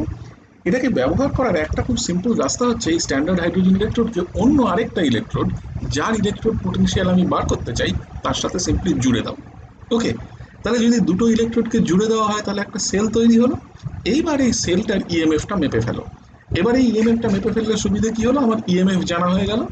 যেই মুহূর্তে আমার ইএমএফ জানা হয়ে গেল, যেহেতু স্ট্যান্ডার্ড হাইড্রোজেন ইলেকট্রোডের ইলেকট্রোড পোটেনশিয়ালটা জিরো, তাহলে সেই ইএমএফ এর ভ্যালু থেকে আমি আমার ওই আননোন ইলেকট্রোডটার করসপন্ডিং সিঙ্গেল ইলেকট্রোড পোটেনশিয়ালটা পেয়ে যাব। অনেকটা যেন সিচুয়েশনটা এরকম। ধরা যাক আমি করলাম কি, আমার কোনো একটা কাজের সাপেক্ষে মনে করো নিকেল নিকেল 2+ এই ইলেকট্রোডটার ইলেকট্রোড পোটেনশিয়ালটা জানতে হলো। লক্ষ্য করো, তাহলে আমি যদি এবার এই নিকেল নিকেল 2+ ইলেকট্রোডটাকে স্ট্যান্ডার্ড হাইড্রোজেন ইলেকট্রোডের সাথে কানেক্ট করে দিই বাই সামথিং লাইক দিস, এরকম ধরনের একটা সেট আপের মাধ্যমে, তাহলে আমি যে সেলটা পেলাম সেই সেলটার চেহারা এরকম। তাহলে সেই সেলটাকে এর ইএমএফ যদি আমি একবার মাপতে পারি, তাহলে এরকম ধরনের একটা সেলের ইএমএফ মাপলে আমার যেটা সুবিধা হবে, এর ইএমএফ থেকে আমি যদি স্ট্যান্ডার্ড হাইড্রোজেন ইলেকট্রোড যার ইলেকট্রোড পোটেনশিয়াল জিরো, তাকে যদি আমি বাদ দিয়ে দিই, মানে জিরো বাদ দেওয়া বুঝতেই পারছো কি, তার মানে সেটা যদি আমি বাদ দিয়ে দিই তাহলে আমি এই করসপন্ডিং ইলেকট্রোডটার করসপন্ডিং ইলেকট্রোড পোটেনশিয়ালটা আমি পেয়ে যাব। ঠিক আছে, এইটা হচ্ছে আমাদের ইন জেনারেল যে কোনো একটা এরকম স্ট্যান্ডার্ড হাইড্রোজেন ইলেকট্রোডের মতন ইলেকট্রোডকে ব্যবহার করার রাস্তা। এখন লক্ষ্য করো, এরকম ধরনের কোনো একটা কাজ যদি আমাকে করতে হয়, তাহলে এই যে কানেক্টিভিটিটা আমি তৈরি করেছি এখানে, যে ছবিটা দিয়ে আমি এখানে কানেক্টিভিটি প্রথম দেখিয়েছি, পরবর্তীতে আমি সেলটা লিখেছি, এই কানেক্টিভিটির ব্যাপারটা একটুখানি বুঝে নাও। সেটা হচ্ছে এরকম, নোটিস করো যে ইলেকট্রোডটার ইলেকট্রোড পোটেনশিয়ালটা আমি বার করতে চাইছি সেই ইলেকট্রোডটাকে আমি এই লেফট হ্যান্ড সাইডে রেখেছি। কেন রেখেছি সব কারণ বলবো এবার। তাহলে এই ইলেকট্রোডটা কিরকম দেখো, সিম্পল, সেটা হচ্ছে একটা নিকেলের একটা রডের মতন বা একটা পাতের মতন জিনিস, যেটা ইলেকট্রোডটা, সেই ইলেকট্রোডটা ডোবানো আছে in a solution of nickel sulphate, যার কনসেন্ট্রেশন 1 মোলার। আমি এই কনসেন্ট্রেশনটা ভেরিয়েশন করতে পারি, তাতে আমার কোনো অসুবিধা নেই। ঠিক আছে, এবার দেখো কালকের রুল মোতাবেক যেহেতু আমি বাম দিকে সেই ইলেকট্রোডটাকে রাখছি যে ইলেকট্রোডটা এসেনশিয়ালি আমার কি হচ্ছে না, যে ইলেকট্রোডটাতে আমার অক্সিডেশন হচ্ছে, তাহলে সেটাকে আমি বাঁ দিকে রাখছি। তার মানে কি দাঁড়াচ্ছে, এখানে যদি অক্সিডেশন হয় তাহলে এই যে ইলেকট্রোডটাকে আমি এখানে রেখেছি, তাহলে এই ইলেকট্রোডটা মানে কি, তার মানে নিকেল থেকে মেটাল অবস্থা থেকে নিকেল 2+ সলিউশনে আসছে, তাকেই অক্সিডেশন বলে। তার মানে যে দুটো ইলেকট্রন সে ছেড়ে দিয়ে আসছে, সেই দুটো ইলেকট্রন জমা পড়ছে এই নিকেল মেটালের সারফেসের ওপর। ফাইন, ওকে, তাহলে এই দিকে হলো অক্সিডেশন। তাহলে ডান দিকে অবভিয়াসলি যে ইলেকট্রোডটা আছে, মানে আমাদের ক্ষেত্রে স্ট্যান্ডার্ড হাইড্রোজেন ইলেকট্রোড, সেই স্ট্যান্ডার্ড হাইড্রোজেন ইলেকট্রোডটাতে আমার তাহলে রিডাকশন হচ্ছে। তাহলে রিডাকশন হওয়া মানে কি, স্ট্যান্ডার্ড হাইড্রোজেন ইলেকট্রোডের যে ইলেকট্রোলাইট, সেটা কালকেই বলেছিলাম, it is nothing but A solution of any mineral acid, যে কোনো একটা mineral acid of known concentration. আমি HCl নিতে পারি, নাইট্রিক অ্যাসিড নিতে পারি, যে কোনো মিনারেল অ্যাসিড নিলাম, তার নোন কনসেন্ট্রেশনের একটা অ্যাসিড আছে। ধরা যাক সেই অ্যাসিড কনসেন্ট্রেশনটাও আমি নিয়েছি 1 মোলার। ঠিক আছে, তাহলে এরকম একটা কনসেন্ট্রেশন নিয়ে, তাহলে আমি স্ট্যান্ডার্ড হাইড্রোজেন ইলেকট্রোড যেহেতু ওরা ডান দিকে বসানো আছে, তাহলে এইরকম ধরনের একটা ইলেকট্রোডকে আমি যদি এইভাবে রিপ্রেজেন্ট করি, তার মানে আমি পরিষ্কার বুঝবো যে আমি এই স্ট্যান্ডার্ড হাইড্রোজেন ইলেকট্রোডের উপরে রিডাকশন দেখছি। তার মানে এখানে ঘটছে রিডাকশন। তাহলে রিডাকশন হলে কি হবে, তাহলে অবভিয়াসলি ওই স্ট্যান্ডার্ড হাইড্রোজেন ইলেকট্রোডের যে করসপন্ডিং প্রোটনগুলো ওই ইলেকট্রোলাইটে, সেই প্রোটনগুলো তার মানে এই ইলেকট্রোড সারফেসটা কীরকম, প্ল্যাটিনাইজড প্ল্যাটিনাম, মানে একটা প্ল্যাটিনামের পাতের ওপরে প্ল্যাটিনাম ব্ল্যাকের কোটিং লাগানো। হ্যাঁ, তাহলে এরকম একটা প্ল্যাটিনাইজড প্ল্যাটিনাম ইলেকট্রোড থেকে সে করবে কি, সেই ইলেকট্রন অ্যাকসেপ্ট করবে, সেই ইলেকট্রন অ্যাকসেপ্ট করে সে রিডিউসড হবে। সে যেই রিডিউসড হলো, তাহলে রিডিউসড হলে কি হবে, H+-এর রিডাকশন হলে তোমার ন্যাসেন্ট হাইড্রোজেন প্রথম তৈরি হবে, এরকম দুটো ন্যাসেন্ট হাইড্রোজেন অ্যাটম মিলে গিয়ে হাইড্রোজেন গ্যাস হয়ে সে লিবারেটেড হবে। ওকে, তাহলে এইরকম একটা সিচুয়েশন আমরা এখানে তৈরি করছি। এখন ঘটনা হলো, এই যে দুটো আলাদা আলাদা সেট আপ, এই দুটো আলাদা আলাদা সেট আপকে কানেক্ট করা হয়েছে by means of a salt bridge. এই সল্ট ব্রিজের কাজটা খুব সিম্পল। সল্ট ব্রিজ যে কাজটা করে সেটা হচ্ছে যে এই দুটো সলিউশনের মধ্যে একটা কানেক্টিভিটি তৈরি করে, একটা যোগাযোগ তৈরি করে। কিভাবে করে, এই সল্ট ব্রিজের ভেতরে যে জিনিসটা থাকে, আমি একটু পরেই দেখাবো কি কি জিনিস থাকে, সেটা হচ্ছে একটা জেলির মতন একটা সাবস্টেন্স থাকে। এই সল্ট ব্রিজগুলো না আমরা ল্যাবরেটরিতে বানাই, এটা খুব ইজি বানানো। একটা কাঁচের একটা টিউব নেওয়া হয়, সেই কাঁচের টিউবটাকে দু জায়গা থেকে এরকম বাঁকিয়ে দেওয়া হয়, একটু হিট দিয়ে ওই কাঁচটা ওই জায়গাটায় গলে যায়, তখন আস্তে করে বাঁকিয়ে দেওয়া হয়, এরকম একটা উল্টানো ইউ এর মতন একটা শেপ করা হয়। এবার তার ভেতরে একটা জেলির মতন জিনিস ভরে দেওয়া হয়, যেটাকে বলা হয় আগার আগার জেলি। আমি বলবো আগার আগার জেলি কি করে প্রিপেয়ার করা হয়। এবার এই আগার আগার জেলিটাকে স্যাচুরেট করা হয় উইথ অ্যান ইলেকট্রোলাইট সলিউশন। এমন একটা ইলেকট্রোলাইট নেওয়া হয় এই সল্ট ব্রিজের জন্য, যে ইলেকট্রোলাইটের ক্যাটায়ন, হ্যাঁ, এবং অ্যানায়ন, এদের ট্রান্সপোর্ট নাম্বার সেম অথবা নিয়ারলি সেম। এইরকম দুটো খুব কমন ইলেকট্রোলাইটের মধ্যে একটা হচ্ছে অ্যামোনিয়াম নাইট্রেট। হুম এবং এবার এই অ্যামোনিয়াম নাইট্রেট নেওয়া হয়, অনেক সময় দেখা যায় পটাশিয়াম নাইট্রেট নেওয়া হয়। এদের ক্ষেত্রেও দেখা যায় যে এদের তোমার দুটো আয়ন, যে মানে ধরো অ্যামোনিয়াম নাইট্রেটকে এক্সাম্পল হিসেবে যদি ধরি, অ্যামোনিয়াম আয়ন এবং নাইট্রেট আয়ন, এদের যদি ট্রান্সপোর্ট নাম্বার দেখা যায় টিপিক্যালি এদের ট্রান্সপোর্ট নাম্বার দুটো প্রায় সমান। হ্যাঁ, মানে তার মানে কি, ট্রান্সপোর্ট নাম্বারের যোগফল যেহেতু এক, তার মানে প্রায় সমান ট্রান্সপোর্ট নাম্বার হওয়া মানে এদের উভয়েরই ট্রান্সপোর্ট নাম্বার 0.5-এর কাছাকাছি করে। ঠিক আছে, তার মানে কি, ট্রান্সপোর্ট নাম্বার যদি সমান হয় তার মানে হচ্ছে যে ক্যাটায়নগুলো যে রেটে তোমার কারেন্ট ক্যারি করবে বা চার্জ ট্রান্সপোর্ট করবে from one side to the other side, ঠিক একই রেটে আমার অ্যানায়নগুলো চার্জ ট্রান্সফার করবে from the opposite side to the other side. তার মানে যেটা দাঁড়ালো, এরকম একটা সল্ট ব্রিজ যদি মাঝখানে কানেক্টেড থাকে, সেই সল্ট ব্রিজের মাধ্যমে আমার এই নিকেলের যে করসপন্ডিং ইলেকট্রোলাইটটা এখানে নেওয়া হয়েছে, যেটা আমরা এই কেসে এই পার্টিকুলার এক্সাম্পলে নিকেল সালফেট হিসেবে নিয়েছি, সেই নিকেল সালফেটের করসপন্ডিং সালফেট আয়নটা এই সল্ট ব্রিজের মাধ্যমে এইখান থেকে এই সলিউশন থেকে এই সলিউশনের দিকে ট্রান্সপোর্টেড যাতে হতে পারে উইথ দ্য অ্যাসিস্ট্যান্স, কার সহযোগিতা নিয়ে, কার সাহায্য নিয়ে, না ওই সল্ট ব্রিজে থাকা ইলেকট্রোলাইটের সহযোগিতা নিয়ে। ওকে, আমি এই সল্ট ব্রিজের এক্স্যাক্ট মেকানিজম পরবর্তীকালে আবার আলোচনা করব। আমি এখানে জাস্ট একটু বোঝার সুবিধার্থে হালকা করে বলে রাখলাম, এর একটা খুব সুন্দর মেকানিজম আছে, যে মেকানিজমে এই সল্ট ব্রিজের মধ্যে দিয়ে একটা এন্ড অফ এ সেল থেকে আরেকটা এন্ড অফ এ সেলে ইলেকট্রোলাইটের কোনো একটা পার্টিকুলার আয়ন এর ট্রান্সফার ঘটে। আমি পরে বলবো আবার ডিটেলসে। ঠিক আছে, এখন লক্ষ্য করো তাহলে যেভাবে আমি এখানে এই এন্টায়ার সেলটাকে রিপ্রেজেন্ট করেছি, সেই রিপ্রেজেন্টেশনটা এই ছবিটাতে, সেই রিপ্রেজেন্টেশনটা লক্ষ্য করো গতকালকে সেই নিয়মটা মেনে। কোন নিয়মটা? ওই যে নিয়মটাকে আমি একটা হলুদ দিয়ে হাইলাইট করে দিয়েছিলাম, সেই নিয়মটা কি ছিল, যে যে ইলেকট্রোডে আমাদের আমার কি হবে না, অক্সিডেশন হবে, সে বা যে ইলেকট্রোডটা আমার নেগেটিভলি চার্জ ইলেকট্রোড হবে সেটাকে লেফট হ্যান্ড সাইডে রাখবো, এবং যে ইলেকট্রোডটা আমার পজিটিভলি চার্জ ইলেকট্রোড হবে সেই ইলেকট্রোডটাকে আমি রাইট হ্যান্ড সাইডে রাখবো। ঠিক আছে, এরকম করে একে তো আর খাতায় রিপ্রেজেন্ট করা সম্ভব না, তাহলে খাতায় রিপ্রেজেন্ট করতে গেলে আমাকে এটাকে লিখে রিপ্রেজেন্ট করতে হবে। এইখানে দেখো, যখন লিখে আমি রিপ্রেজেন্ট করেছি, this is a wrong representation. আমি ইচ্ছে করে এই রং রিপ্রেজেন্টেশনটা এখানে রেখেছি। কেন দেখো, আমি এখানে রিপ্রেজেন্ট করেছি এমনভাবে, যেখানে দেখো যে ইলেকট্রোডটা অ্যাকচুয়ালি অক্সিডেশন হচ্ছে, মানে যে ইলেকট্রোডটা নেগেটিভ, সেই ইলেকট্রোডটাকে আমি ডান দিকে রেখে দিয়েছি, এবং যে ইলেকট্রোডটা পজিটিভ, যেখানে রিডাকশন হচ্ছে, সেটাকে আমি বাম দিকে রেখে দিয়েছি। তার মানে this is a wrong representation. তার মানে ধরো আমি সমস্ত কিছু করলাম, করার পরে আমি যখন ইলেকট্রোডটাকে রিপ্রেজেন্ট করলাম, আমি ইলেকট্রোডের রিপ্রেজেন্টেশনটা ভুল করলাম, যেমন আমি এখানে করেছি। তাহলে দিস ইজ অ্যান ইনটেনশনাল মিস্টেক। লক্ষ্য করে দেখো যে আমি যে ইলেকট্রোডে অক্সিডেশন হচ্ছে সেই ইলেকট্রোডটাকে যেন ডান দিকে রেখেছি। This is a wrong representation. তাহলে আমাদের ঠিক রিপ্রেজেন্টেশন কি হবে? This should come on the left hand side, এই পুরো জিনিসটা should go on the right hand side.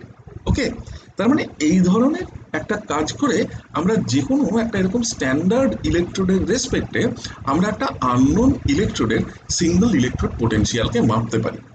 এখন এখানে একটা সমস্যা আছে, সমস্যাটা হচ্ছে যে অর্ডিনারি কোনো একটা ল্যাবরেটরিতে যদি আমার স্ট্যান্ডার্ড হাইড্রোজেন ইলেকট্রোডের মতন কোনো ইলেকট্রোডকে ব্যবহার করতে হয়, হ্যাঁ, এরকম একটা কোনো ইলেকট্রোডকে ব্যবহার করতে হলে তার সব থেকে বড় প্রবলেম হলো যে এই ধরনের ইলেকট্রোডগুলোর সাথে অ্যাসোসিয়েটেড কনস্ট্রাকশনের একটা ঝামেলা আছে, যে আলোচনাটা আমি একটু আগেই করলাম। এই কনস্ট্রাকশনের ঝামেলাটা আছে বলে স্ট্যান্ডার্ড হাইড্রোজেন ইলেকট্রোডের মতন কোনো ইলেকট্রোডকে আমরা সচরাচর সচরাচর আমি বলছি, আমরা কিন্তু ব্যবহার করতে চাই না। আমরা এর ব্যবহারটাকে অ্যাভয়েড করি in general in an ordinary laboratory. একটা সাধারণ মানের ল্যাবরেটরিতে এই ধরনের জিনিসকে আমরা সচরাচর ব্যবহার করতে চাই না। তাহলে আমরা কি করব? তাহলে যেখানে আমরা এই ধরনের জিনিসকে ব্যবহার করতে চাই না, তাহলে আমাদের ভাবতে হবে যে কোনো আরেকটা অল্টারনেটিভ, কোনো স্ট্যান্ডার্ড এরকম ইলেকট্রোড তৈরি করা যায় নাকি যা যে স্ট্যান্ডার্ড হাইড্রোজেন ইলেকট্রোডকে রিপ্লেস করবে এবং যার ইলেকট্রোড পোটেনশিয়াল আমার জানা থাকবে, তাকেই তো আমি স্ট্যান্ডার্ড ইলেকট্রোড বলবো। তাহলে এমন একটা ইলেকট্রোড আমার চাই যে ইলেকট্রোডের ইলেকট্রোড পোটেনশিয়াল আমার জানা অ্যাট অল টেম্পারেচার্স। আমি বিভিন্ন টেম্পারেচারে সেই ইলেকট্রোড পোটেনশিয়ালের এক্স্যাক্ট মান কি হবে এটা যেন আমি জানি, এরকম একটা ইলেকট্রোড হবে। এবং এমন একটা ইলেকট্রোড হবে যেটা নাকি স্ট্যান্ডার্ড হাইড্রোজেন ইলেকট্রোডের মতো যেন সে না হয়, অর্থাৎ তার যেন কনস্ট্রাকশনগত ঝামেলা না থাকে। আমি যদি একবার সেই ইলেকট্রোডটা তৈরি করে ফেলি, আমি যেন সেই ইলেকট্রোডটাকে প্রিজার্ভ করতে পারি। স্ট্যান্ডার্ড হাইড্রোজেন ইলেকট্রোডের একটা বড় সমস্যা হচ্ছে স্ট্যান্ডার্ড হাইড্রোজেন ইলেকট্রোডকে প্রিজার্ভ করা যায় না। প্রথমত ইলেকট্রোলাইটের কনসেন্ট্রেশনের গন্ডগোল হবে, সবচেয়ে বড় গন্ডগোল যেটা সেটা হচ্ছে ওই এক্স্যাক্টলি 1 অ্যাটমসফিয়ারিক প্রেসারে হাইড্রোজেন গ্যাসকে বাবল করার সমস্যা। নেক্সট, ওই যে প্ল্যাটিনাইজড প্ল্যাটিনামের যে ইলেকট্রোডটা তৈরি করা হয় সেই ইলেকট্রোডটাও পয়জেন্ড হয়, মানে তার সারফেসটাতেও নানান রকম ইম্পিউরিটি জমা পড়ে। এই ধরনের জিনিসগুলো কিন্তু হবে না। তার মানে আমরা এমন একটা স্ট্যান্ডার্ড ইলেকট্রোডের খোঁজ করতে চাই যে ইলেকট্রোডটা আমরা ল্যাবরেটরিতে ইজিলি তৈরি করতে পারবো এবং তাকে প্রিজার্ভ করতে পারবো। এইরকম একটা স্ট্যান্ডার্ড ইলেকট্রোড আছে যেখানে বেশ কতগুলো তোমার খুব সিম্পল এরকমভাবে স্ট্যান্ডার্ড ইলেকট্রোড তৈরি করা যেতে পারে যে ইলেকট্রোডগুলোকে আমরা এক কথায় বলে থাকি as the calomel electrodes. Calomel কথাটা হচ্ছে একটা common name for a particular chemical compound which is nothing but mercurous chloride. Solid mercurous ক্লোরাইডকে এক কথায় বলা হয় ক্যালোমেল। এটা বলতে পারো যে ক্যালোমেল হচ্ছে সলিড মার্কিউরাস ক্লোরাইডের ডাক নাম। হ্যাঁ, এবার এই ধরনের যে কোনো ইলেকট্রোডের ক্ষেত্রে যেটা ঘটে সেটা হচ্ছে যে এই ধরনের যে কোনো ইলেকট্রোড আমরা খুব ইজিলি কনস্ট্রাক্ট করতে পারি। আমি এই কনস্ট্রাকশন দেখাচ্ছি। এবং এই ধরনের ইলেকট্রোডকে কনস্ট্রাক্ট করলে যেটা সুবিধে, এই ধরনের ইলেকট্রোডের কনস্ট্রাকশন থেকেই দেখতে পাবে যে এদেরকে খুব ইজিলি প্রিজার্ভ করা যায়। অ্যাকচুয়ালি এই ক্যালোমেল ইলেকট্রোডের কতগুলো ভ্যারাইটি আছে, আমি সমস্ত ভ্যারাইটিগুলো আলোচনা করব। এবার ক্যালোমেল ইলেকট্রোডের বেসিক তার মানে কি হয়? ক্যালোমেল ইলেকট্রোডে যেটা ঘটে ইন জেনারেল সেটা হচ্ছে যে এই ক্যালোমেল ইলেকট্রোডের সাথে ইএমএফটার ডিপেন্ডেন্সটা তৈরি হয় একটা স্পন্টেনিয়াস প্রসেসের থ্রুতে, যে প্রসেসে এই ক্যালোমেল বা এই মার্কিউরাস ক্লোরাইড রিডিউসড হয়। রিডিউসড হয়, এই ইলেকট্রন অ্যাকসেপ্ট করে। এখানে দুটো ইলেকট্রন থাকবে, আমি মিস করেছি, পরে বসিয়ে দেবো। তাহলে ক্যালোমেল কি হয়? ক্যালোমেল অ্যাকচুয়ালি রিডিউসড হয় to form liquid mercury and chloride ion, যে ক্লোরাইড আয়নের কোনো একটা নির্দিষ্ট কনসেন্ট্রেশন থাকে। ঠিক আছে, এই যে কনসেন্ট্রেশন, নির্দিষ্ট কনসেন্ট্রেশন এক্স এর মানটা কি তার উপরে নির্ভর করে যে ক্যালোমেল ইলেকট্রোডের নেচারটা কি। আমরা তিন ধরনের ক্যালোমেল ইলেকট্রোড বানাতে পারি, যেখানে শুধুমাত্র এই এক্স এর কনসেন্ট্রেশনটার, এই এক্স এর যে মানটা এর ভেরিয়েশন করে আমরা তিন ধরনের ক্যালোমেল ইলেকট্রোড সাধারণভাবে বানিয়ে থাকি। হ্যাঁ, অ্যাজ স্ট্যান্ডার্ড ইলেকট্রোড। একটা ক্ষেত্রে এই এক্সটাকে নেওয়া হয় 0.1 নর্মাল কেসিএল, আরেকটা ক্ষেত্রে এই এক্সটাকে নেওয়া হয় 1 নর্মাল কেসিএল, এবং তৃতীয় ক্ষেত্রে এই এক্সটা আর কিছুই না, একটা saturated solution of KCL. Saturated solution of KCL মানে বুঝতে পারছো, তার কনসেন্ট্রেশন বলার কোনো মানে হয় না, কারণ কোন টেম্পারেচারে তুমি ওই স্যাচুরেটেড সলিউশন বানিয়েছো তার উপরে তার কনসেন্ট্রেশন নির্ভর করে। সেই জন্যে তিন ধরনের ক্যালোমেল ইলেকট্রোড সম্ভব। প্রথম ক্যালোমেল ইলেকট্রোড, তাকে আমরা বলি ডেসি নর্মাল ক্যালোমেল, যেখানে এই কেসিএল এর কনসেন্ট্রেশনটা হচ্ছে 0.1 নর্মাল। দ্বিতীয় ধরনের ক্যালোমেল ইলেকট্রোড, তাকে আমরা বলি নর্মাল ক্যালোমেল, যার ক্ষেত্রে কেসিএল সলিউশনের কনসেন্ট্রেশনটা হচ্ছে আমার 1 নর্মাল। এবং একটা তৃতীয় ধরনের ক্যালোমেল ইলেকট্রোড হওয়া সম্ভব, যেখানে এই chloride ion which comes from KCL, সেই কেসিএল এর একটা স্যাচুরেটেড সলিউশন ব্যবহার করা হয় instead of having a concentration of a particular value. কোনো নির্দিষ্ট মানের কনসেন্ট্রেশন না নিয়ে একটা নির্দিষ্ট মানের কনসেন্ট্রেশনের জায়গায় একটা স্যাচুরেটেড সলিউশন অফ কেসিএলকে আমরা ব্যবহার করি। তার মানে তিন ক্ষেত্রে আমরা তিন ধরনের স্ট্যান্ডার্ড ক্যালোমেল ইলেকট্রোড তৈরি করতে পারি। এবং এই তিন ধরনের স্ট্যান্ডার্ড ক্যালোমেল ইলেকট্রোডের, হ্যাঁ, তিন ধরনের তিনটে আলাদা আলাদা মানের স্ট্যান্ডার্ড ইলেকট্রোড পোটেনশিয়াল পাওয়া যায়। এবং সেই স্ট্যান্ডার্ড ইলেকট্রোড পোটেনশিয়ালগুলোর সাথে তাদের ওই স্ট্যান্ডার্ড ইলেকট্রোড পোটেনশিয়ালগুলোর টেম্পারেচার ডিপেন্ডেন্সকে এক্সপ্রেস করার জন্যও তিন ধরনের আলাদা ইকুয়েশন হয়। এবং সেই তিন ধরনের আলাদা ইকুয়েশন ব্যবহার করে আমরা যে কোনো টেম্পারেচারে এই ধরনের কোনো একটা ক্যালোমেল ইলেকট্রোডের সাথে অ্যাসোসিয়েটেড স্ট্যান্ডার্ড ইলেকট্রোড পোটেনশিয়ালটাকে আমরা বার করে নিতে পারি। ঠিক আছে, এই যে কোনো ধরনের ক্যালোমেল ইলেকট্রোড যদি আমাকে তৈরি করতে হয় তার একটা বেসিক কনস্ট্রাকশন আছে। কনস্ট্রাকশনটা কীরকম? এই কনস্ট্রাকশনটা সিম্পল। আমরা এই ক্যালোমেল ইলেকট্রোড যখন তৈরি করি এই ইন্টারেস্টিং ঘটনা হচ্ছে এই ক্যালোমেল ইলেকট্রোড আমরা আমাদের ল্যাবরেটরিতেই আমরা ব্যবহার করি। হ্যাঁ, এবং এই ক্যালোমেল ইলেকট্রোডের সব থেকে বড় যেটা সুবিধে, হ্যাঁ, সেটা হচ্ছে এই ক্যালোমেল ইলেকট্রোডগুলোকে খুব সুন্দরভাবে প্রিজার্ভ করা যায়।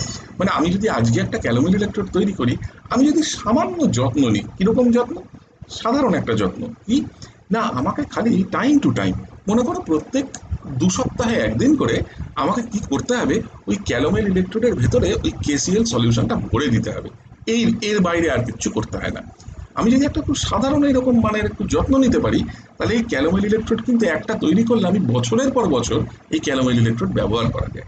Calomel electrode as a standard electrode এই কারণে খুব সুবিধাজনক। বোঝা গেল? একটা ক্যালোমেল ইলেকট্রোডের যে বেসিক কনস্ট্রাকশন, তার চেহারাটা অনেকটা এরকম, আমি পুরোটা ক্লিয়ার করে দিচ্ছি। হুম, ঘটনাটা কি, এই ক্যালোমেল ইলেকট্রোডে লক্ষ্য করো, প্রথমেই যেটা সবচেয়ে জিনিস ইম্পর্ট্যান্ট, সেটা হচ্ছে দেখো এরকম একটা দেখতে একটা কন্টেইনারের মতন থাকে, যে কন্টেইনারটার আমি নাম দিয়েছি মনে করো এই কন্টেনারটার সুবিধে হচ্ছে এই কন্টেনারের মাথার দিকে একটা ছিপির মতো আছে, একটা একটা গ্লাসের তৈরি একটা দেখবে একটা স্টপারের মতন দেওয়া আছে। দেখবে আমাদের সেই কতগুলো স্টপার্ড বোতল থাকে ল্যাবরেটরিতে, সেই রকম স্টপার্ড বোতলের মতন একটা কাঁচের তৈরি এরকম একটা ছিপি করা আছে ওপরে। এবং এই কন্টেনারটার নিচ দিক থেকে একটা টিউব লাগানো আছে। হ্যাঁ, এই টিউবটা এই টিউবটার মধ্যে দিয়ে একটা প্ল্যাটিনামের তার এইভাবে পাস করা আছে। ঠিক আছে? এবং তার সাথে হুম তার সাথে দেখো এই যে এই গোটা কন্টেনারটার একটা ডান দিকে, একটা ডান দিক হোক বাঁ দিক হোক কোনো একদিকে একটা সাইড থেকে, সোজা কথায় এর একটা বাহুর মতো বেরিয়েছে, একটা সাইড আর্ম বেরিয়েছে। হ্যাঁ, এই সাইড আর্মটা আমাদের জন্য খুব জরুরি। এই সাইড আর্মটা দিয়ে আমরা যেটা করি সেটা হচ্ছে এই সলিউশনটা, এই কন্টেনারটার ভিতরে সলিউশনটাকে ভরার জন্যে আমরা এই সাইড আর্মটাকে ব্যবহার করি। এই সাইড আর্মটার থ্রুতে আমরা সলিউশনটাকে এর মধ্যে ভরি। তার মানে এই সাইড আর্মটা, এই যে সাইডের চ্যানেলের মতনটা করা, এইটা ধরতে পারো একটা টিউবের মতন, একটা রাস্তার মতো, যে রাস্তা দিয়ে আমি এর ভেতরে সলিউশন ভরবো। এইবার মনে করো কারুর একজন মনে হলো যে সে ডেসি নর্মাল ক্যালোমেল ইলেকট্রোড বানাবে, সে তাহলে এই সাইড আর্মের থ্রুতে 0.1 নর্মাল, এক্স্যাক্টলি 0.1 নর্মাল, এখানে কিন্তু স্ট্রেংথ অফ কেসিএল ভেরিয়েশন হলে চলবে না, একদম 0.1 নর্মাল মানে হুবহু 0.1 নর্মাল কেসিএল সলিউশন সে এখানে ভরে দেবে। ওকে, কেউ মনে করলো যে না, আমি একটা নর্মাল কেসিএল বা একটা নর্মাল ক্যালোমেল ইলেকট্রোড বানাবো, তাহলে সে এই সাইড আর্মের থ্রুতে একটা এক্স্যাক্টলি 1 নর্মাল, 1 মানে কিন্তু এক্স্যাক্টলি 1 নর্মাল কেসিএল সলিউশন সে ভরে দেবে। কেউ মনে করলো যে না, আমি এত ঝামেলা ঝঞ্ঝাটে যাবো না, এক্স্যাক্ট সলিউশন ওসব কেসিএল মেসিএল এর বানাবো না, আমি একটা স্যাচুরেটেড সলিউশন অফ কেসিএল তৈরি করব। তার মানে তার মানসিকভাবে তার উদ্দেশ্য হচ্ছে একটা স্যাচুরেটেড ক্যালোমেল ইলেকট্রোড তৈরি করা। সে তখন কি করবে, এই সাইড আর্ম দিয়ে একটা স্যাচুরেটেড কেসিএল সলিউশন ভরে দেবে। ঠিক আছে? তার মানে আমি কোন ধরনের কেসিএল সলিউশন এখানে ব্যবহার করছি তার উপর নির্ভর করবে যে আমার এই ধরনের ক্যালোমেল ইলেকট্রোডকে আমি কি ক্যালোমেল ইলেকট্রোডের নামে ডাকবো। তার মানে কেউ যদি বলে যে আমি ডেসি নর্মাল মানে n/10 মানে 0.1 নর্মাল কেসিএল ব্যবহার করছি, তাহলে তাকে আমি ডেসি নর্মাল ক্যালোমেল ইলেকট্রোড বলবো। আমি যদি দেখি যে কোনো একজন ব্যক্তি সে এক্স্যাক্টলি 1 নর্মাল কেসিএল সলিউশন ব্যবহার করছে, তখন আমি সেই ক্যালোমেল ইলেকট্রোডটাকে নর্মাল ক্যালোমেল ইলেকট্রোড বলবো। ঠিক আছে? আর কেউ যদি স্যাচুরেটেড সলিউশন অফ কেসিএল ব্যবহার করে, তখন আমি সেই ক্যালোমেল ইলেকট্রোডটাকে আমি বলবো স্যাচুরেটেড ক্যালোমেল ইলেকট্রোড। হ্যাঁ, এইবার এইখানে এই সমস্ত জিনিস ভরে দেওয়ার পরে যেটা হয়, এখানে যেই আমি সলিউশনটা ভরে দিলাম, এইখানে নিচে মার্কারি তো লিকুইড একটা মেটাল, এই লিকুইড মার্কারির সাথে এই মার্কিউরাস ক্লোরাইড মানে ক্যালোমেলের একটা কাদা কাদা টাইপের একটা জিনিস, একটা পেস্টের মতন জিনিস এখানে তৈরি করা হয়। সেই জিনিসটাকে এইখানে রাখা হয়। তার নিচে এইখানটাতে একটা লিকুইড মার্কারির একটা লেয়ার থাকে, যে লিকুইড মার্কারির লেয়ারটার সাথে আমার এই বি টিউবটার মধ্যে দিয়ে পাস করা যে প্ল্যাটিনামের তারটা সে কন্ট্যাক্টে থাকে। তার মানে দেখো কি দাঁড়ালো, solid platinum where in contact with liquid mercury is in contact with mercurous chloride by means of this paste। তার মানে এইটা হচ্ছে আমার এসেনশিয়ালি ইলেকট্রোডের জায়গাটুকু। তার সাথে যে ইলেকট্রোলাইটটা আছে, that electrolyte is essentially either deci normal KCL solution or a normal KCl solution or a saturated KCl solution। তার মানে আমার পুরো জিনিসটা এক, মানে আমি যদি এই পুরো গ্লাস অ্যাপারেটাসটা তৈরি করে নিই, আমি যদি এই খাঁচাটা তৈরি করে নিই, তার মধ্যে যদি আমি এই মার্কারি মার্কিউরাস ক্লোরাইড, মার্কারির পেস্ট, এদিক থেকে তোমার প্ল্যাটিনামের তার, এই সমস্ত কিছু অ্যারেঞ্জমেন্ট সেট আপ রেডি করে দিলাম। রেডি করে দেওয়ার পর আমি এইখানে কোন সলিউশন ভরছি তার উপরে নির্ভর করবে যে আমি কোন ধরনের ক্যালোমেল ইলেকট্রোড প্রস্তুত করলাম। আমি বেশি নর্মাল ক্যালোমেল করলাম, নর্মাল ক্যালোমেল করলাম, নাকি স্যাচুরেটেড ক্যালোমেল করলাম। তাহলে এই পুরো জিনিসটা তার মানে নির্ভর করবে আমার এই ইলেকট্রোডের সাথে associated standard electrode potential etcetera etcetera, সমস্ত কিছু নির্ভর করবে কিন্তু আমার ওই ইলেকট্রোলাইট সলিউশনের চয়েসের ওপর। ঠিক আছে? তাহলে এই যে তিন ধরনের পসিবিলিটি অফ ইলেকট্রোলাইট সলিউশনের চয়েস আমার কাছে থাকলো, সেই চয়েসের ভিত্তিতে তার মানে দেখো তিন ধরনের এরকম স্ট্যান্ডার্ড ক্যালোমেল ইলেকট্রোড তাহলে আমি তৈরি করতে পারি। তাহলে আমি এই যে তিন ধরনের স্ট্যান্ডার্ড ক্যালোমেল ইলেকট্রোড তৈরি করতে পারি, তাহলে এই তিন ধরনের স্ট্যান্ডার্ড ক্যালোমেল ইলেকট্রোডের সাথে আমার অ্যাসোসিয়েটেড থাকবে তিন ধরনের এরকম ইলেকট্রোড পোটেনশিয়াল। তাহলে এই যে তিন ধরনের ইলেকট্রোড পোটেনশিয়াল আমার সাথে এখানে অ্যাসোসিয়েটেড থাকবে, সেই ইলেকট্রোড পোটেনশিয়ালগুলোর চেহারা আমাকে জানতে হবে এবং তাদের ভ্যালুগুলো আমার চাই। এবং এটাও সাথে আমার মাথায় রাখতে হবে যে এই ধরনের ইলেকট্রোড পোটেনশিয়ালগুলো টেম্পারেচার ডিপেন্ডেন্ট। তাহলে যদি টেম্পারেচার ডিপেন্ডেন্ট হয়, তাহলে এইরকম ধরনের টেম্পারেচার ডিপেন্ডেন্ট পোটেনশিয়ালের সাথে অ্যাসোসিয়েটেড ইএমএফ এর টেম্পারেচার ভেরিয়েশনের ইকুয়েশনটাও আমাকে জানতে হবে। তা না হলে আমি যে কোনো অন্য টেম্পারেচারে 25 ডিগ্রি ছাড়া অন্য কোনো আলাদা টেম্পারেচারে আমি তো গিয়ে আর ওই করসপন্ডিং ক্যালোমেল ইলেকট্রোডটার সাথে অ্যাসোসিয়েটেড স্ট্যান্ডার্ড পোটেনশিয়ালটা বার করতে পারবো না, তাই না? তাহলে আমি যদি প্রথম এক্সাম্পল হিসেবে ডেসিনর্মাল ক্যালোমেল ইলেকট্রোডটাকে ধরি, তাহলে সেই ডেসিনর্মাল ক্যালোমেল ইলেকট্রোডের ক্ষেত্রে আমার ইলেকট্রোডটার চেহারা হচ্ছে এটা। ওকে, তার মানে ডেসিনর্মাল ক্যালোমেল বলে দেখো আমি এখানে 0.1 নর্মাল কনসেন্ট্রেশন ব্যবহার করছি কেসিএল এর।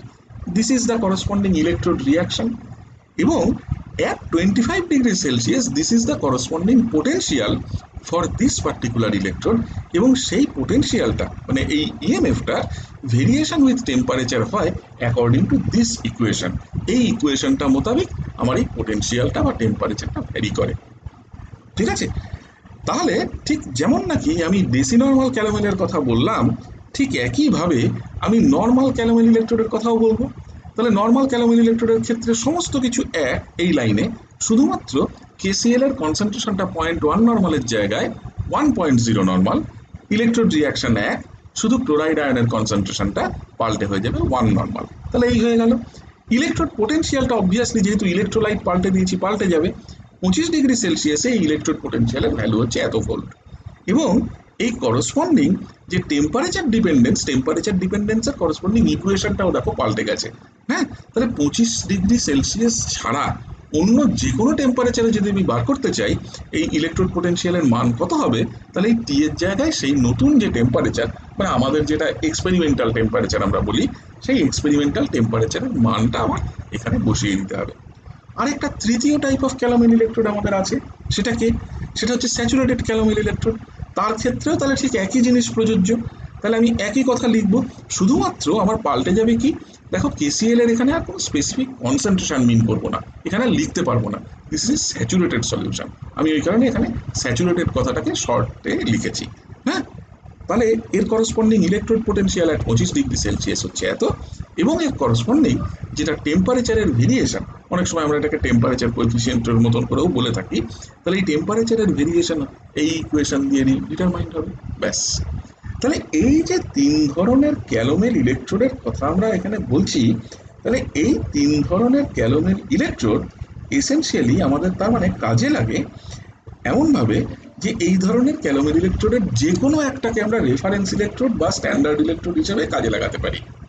তাহলে সুবিধা হচ্ছে এইটা যে আমার যেটা তৈরি করতে সুবিধা হবে, আমি এই তিনটের মধ্যে যে কোনো এরকম একটা ক্যালোমেল ইলেকট্রোড আমি তৈরি করে নিয়ে তাকে আমি কাজে লাগাতে পারি। এবং এই ধরনের কোনো একটা ক্যালোমেল ইলেকট্রোড নিয়ে আমি তার মানে এটাকে যেহেতু একটা রেফারেন্স ইলেকট্রোড হিসেবে কাজে লাগাতে পারি, ঠিক আগে যেরকমভাবে স্ট্যান্ডার্ড হাইড্রোজেন ইলেকট্রোডকে যে কোনো একটা আননোন ইলেকট্রোড যার সিঙ্গল ইলেকট্রোড পোটেনশিয়াল আমি বার করতে চাই তার সাথে কানেক্ট করেছিলাম, এখন সেই স্ট্যান্ডার্ড হাইড্রোজেন ইলেকট্রোডের জায়গায় আমি এই যে কোনো একটা মানে আমার এই তিনটে চয়েস আছে, এই তিনটের মধ্যে যে কোনো একটা এরকম ইলেকট্রোডকে আমি আমার রেফারেন্স ইলেকট্রোড হিসেবে ব্যবহার করে আমি তাহলে যে কোনো আননোন ইলেকট্রোডের করসপন্ডিং ইলেকট্রোড পোটেনশিয়ালটাকে আমি বার করে নিতে পারি। ঠিক আছে? তাহলে এই যে পদ্ধতিটা যেখানে আমরা স্ট্যান্ডার্ড হাইড্রোজেন ইলেকট্রোডের ব্যবহারটাকে বাইপাস করলাম। বাইপাস করে আমরা একটা অন্য কোনো ধরনের রেফারেন্স ইলেকট্রোড, যাকে আমরা ক্যালোমেল ইলেকট্রোড বলছি। শুধু মনে রাখো, এই ক্যালোমেল কথাটা আসে মার্কিউরাস ক্লোরাইড থেকে। মার্কিউরাস ক্লোরাইডের সোজা কথায় ডাকনাম হচ্ছে ক্যালোমেল। তাহলে এইরকম কোনো একটা ইলেকট্রোড যাকে আমরা ইউজ করছি, সেই রকম একটা ইলেকট্রোডকে আমরা কিন্তু তাহলে রেফারেন্স ইলেকট্রোড হিসেবে ব্যবহার করতে পারি। এখন ঘটনা হলো যে এরকম ধরনের কোনো একটা কাজ যদি আমরা করি, তাহলে ঠিক যেমন করে স্ট্যান্ডার্ড হাইড্রোজেন ইলেকট্রোডকে কানেক্ট করেছিলাম, একেও তাহলে সেভাবে কানেক্ট করব। হুম একেও তাহলে আমরা সেভাবে কানেক্ট করব। কেউ ইচ্ছে করলে প্রশ্ন করতে পারে যে তাহলে এই যে ক্যালোমেল ইলেকট্রোডের এই যে স্ট্যান্ডার্ড পোটেনশিয়ালগুলো 25°C রিপোর্ট করা হলো, এগুলো মাপা হলো কি করে? অ্যাটলিস্ট প্রথমবারের জন্যও তো কেউ মেপেছিল, সে এটাকে মাপলো কি করে? সে এটাকে মাপলো সিম্পলি খুব কষ্টসৃষ্টে স্ট্যান্ডার্ড হাইড্রোজেন ইলেকট্রোড তৈরি করে নিয়ে তার সাথে কানেক্ট করে। বেসিক্যালি সে এখানে এই স্ট্রাকচারটা, এই ছবিটাতে সেটাই দেখানো হয়েছে যে একটা স্ট্যান্ডার্ড হাইড্রোজেন ইলেকট্রোড তৈরি করা হয়েছিল, সেই স্ট্যান্ডার্ড হাইড্রোজেন ইলেকট্রোডের সাথে ক্যালোমেল ইলেকট্রোডকে কানেক্ট করে তবে তার পোটেনশিয়ালগুলোকে অ্যাকচুয়ালি মাপা হয়েছিল। এবং তার মানে আমরা যদি এই, যেটাকে আমরা প্রোটোকল বলি, এই সমস্ত নিয়মাবলী মেনে যদি আমরা এই তিনটের মধ্যে যে কোনো একটা ক্যালোমেল ইলেকট্রোড তৈরি করতে পারি, তাহলে এই নিয়মাবলী মেনে যে কোনো একটা এরকম ক্যালোমেল ইলেকট্রোড তৈরি করলে তার ইলেকট্রোড পোটেনশিয়াল কিন্তু আমার জানা। তাহলে once I prepare a standard calomel electrode, তাহলে তার ইলেকট্রোড পোটেনশিয়াল আমার জানা, প্রোভাইডেড আমি প্রত্যেকটা প্রোটোকল সঠিকভাবে মেনটেন যদি করি। হলো? ভালো কথা। তাহলে এরকম একটা স্ট্রাকচারের রেসপেক্টে, এরকম একটা ছবি, এরকম দেখতে একটা ছবির রেসপেক্টে আমরা তাহলে এই পুরো আলোচনাটা করতে পারি। তাহলে এখানে বেসিক্যালি আমার এই, এটা হচ্ছে আমার সেই রেফারেন্স ক্যালোমেল ইলেকট্রোডটা। এখানে অন্য যে কোনো একটা অন্য সিঙ্গেল ইলেকট্রোড, আমি একটা এদেরকে তোমার সল্ট ব্রিজ দিয়ে কানেক্ট করেছি, এরকম কোনো একটা সল্ট ব্রিজ এখানে রেখেছি, দিয়ে আমি তার পোটেনশিয়াল আমি একটা পোটেনশিওমেট্রিক সেট আপের থ্রুতে আমি মাপতে পারি। এখন প্রশ্ন হচ্ছে যে এইরকম ধরনের কোনো একটা সিচুয়েশন, এই যে সল্ট ব্রিজের কথা বললাম, সল্ট ব্রিজের মেকানিজম তো আমি পরে দেখাবো। হ্যাঁ, বলেইছি তোমাদেরকে যে সল্ট ব্রিজের মেকানিজম আমি পরে দেখাবো আস্তে আস্তে। নার্নস্ট ইকুয়েশন না পড়লে, হ্যাঁ, এবং ট্রান্সপোর্ট নাম্বারের অ্যাপ্লিকেশন ইএমএফ এর ভেতরে কি করে করা হয় সেটা না জানলে সল্ট ব্রিজের মেকানিজম দেখাটা একটু ডিফিকাল্ট হয়। তো সেটা আমরা দেখি, তারপরে আমরা সল্ট ব্রিজের মেকানিজম দেখি। কিন্তু আমার প্রশ্ন হচ্ছে যে সল্ট ব্রিজের মেকানিজম যে আমরা দেখবো, সল্ট ব্রিজের মেকানিজম দেখতে গেলে আগে তো একটু সল্ট ব্রিজের সত্যিকারের একটু ছবিটা, মানে দেখতে জিনিসটা কিরকম সেটা একটু বুঝতে হয়, তাই না? তাহলে সল্ট ব্রিজ তৈরি করতে গেলে দেখো, এর আগে একটা ছবিতে দেখিয়েছিলাম যেটা উল্টোনো ইউ এর মতন শেপের একটা টিউব তৈরি করতে হয়, একদম আইডিয়াল লুকিং ওরকম একটা ইউ এর মতন টিউব। তার চেহারাটা অনেকটা এরকম। হ্যাঁ, এইখান দিয়ে একটা ইউ থেকে অনেক সময় একটা এরকম একটা টিউবকে অ্যাটাচ করে বার করা থাকে, যাতে সল্ট ব্রিজটাকে খুব ইজিলি স্যাচুরেট করা যায় উইথ দ্য ইলেকট্রোলাইট। কোন ইলেকট্রোলাইট? সেই ইলেকট্রোলাইটটা যেটা আমরা সল্ট ব্রিজের ভেতরে ব্যবহার করি, এমন একটা ইলেকট্রোলাইট যেটার কথা এক্ষুনি বললাম, যার ক্যাটায়ন এবং অ্যানায়নের ট্রান্সপোর্ট নাম্বার যেন সেম বা খুব কাছাকাছি হয়, যে কারণে অ্যামোনিয়াম নাইট্রেটের উদাহরণটা দিয়েছিলাম। ঠিক আছে? এবার এই ইলেকট্রোলাইটটাকে সল্ট ব্রিজের ভেতরে কিন্তু জাস্ট ঢেলে দেওয়া হয় না, মানে এই ইউটিউবটার মধ্যে জাস্ট ঢেলে দেওয়া হয় না, এমন কোনো একটা ব্যবস্থা করে রাখা হয় ইলেকট্রোলাইটটাকে, যাতে ইলেকট্রোলাইটটা এই সল্ট ব্রিজ থেকে বেরিয়ে না যায়। মানে আমরা এরকম কখনোই চাই না কিন্তু যে সল্ট ব্রিজের ইলেকট্রোলাইটটা গিয়ে আমার সিস্টেমের টেস্ট ইলেকট্রোলাইটের মধ্যে মিশে যাক। তাহলে ইলেকট্রোলাইটটাকে যদি এরকম করে রাখতে চাই, তাহলে কি করে রাখবো? তার মানে আমাদের এমন কোনো একটা ব্যবস্থা করতে হবে যে ইলেকট্রোলাইটটাও থাকলো, আমার টেস্ট ইলেকট্রোলাইটগুলো কন্ট্যাক্টে থাকলো আমার সল্ট ব্রিজের ইলেকট্রোলাইটের। তাহলে সেটাকে করার জন্য একটা ব্যবস্থা করা হয়, সেটা হচ্ছে এই ইলেকট্রোলাইটটাকে রাখা হয় একটা জেলির মধ্যে, অ্যাজ ইফ ওই জেলিটা ওই সল্ট ব্রিজের ইলেকট্রোলাইটটা দিয়ে যেন ভিজে থাকে। ওই ভিজে থাকাটাই যথেষ্ট। সল্ট ব্রিজের মেকানিজম দেখলে বুঝতে পারবে যে ওই ভিজে থাকাটাই যথেষ্ট আমার এই পুরো কন্ট্যাক্টটাকে মেনটেন করার জন্য। এবার কি করে ভিজিয়ে রাখবো? এবার একটু ভেবে দেখো তো, যে সাধারণ বুদ্ধি কি বলে যে আমি কোনো একটা ইলেকট্রোলাইটকে কি করে ভিজিয়ে, মানে কোনো একটা ইলেকট্রোলাইট সলিউশন দ্বারা আমি কি করে কোনো একটা জিনিসকে ভিজিয়ে রাখতে পারি। একটা খুব সাধারণ বুদ্ধি বলে, ঠিক আছে, কত ঝামেলা করে দরকার কি, খানিকটা তুলো ওই ইলেকট্রোলাইটের মধ্যে ফেলে দাও, ওই তুলোটাতে ইলেকট্রোলাইটটা তোমার সোক করে নিল, তারপরে ওইটাকে ওই টিউবের মধ্যে ভরে দাও। এটা হতে পারে, এটা ক্যান বি ওয়ান পসিবিলিটি। এখন প্রশ্ন হচ্ছে যে এই একটা ইউ শেপের টিউবের মধ্যে একটা এই তুলোকে একদম ইউনিফর্মলি ভরা, এটা কিন্তু খুব কঠিন কাজ। এই কঠিন কাজটাকে অ্যাভয়েড করা যায়, এই কঠিন কাজটাকে অ্যাভয়েড করা হয়ও সত্যি সত্যি, এবং একটা সাধারণ ল্যাবরেটরিতেই এটাকে অ্যাভয়েড করা হয়। কি করে করা হয় বলছি।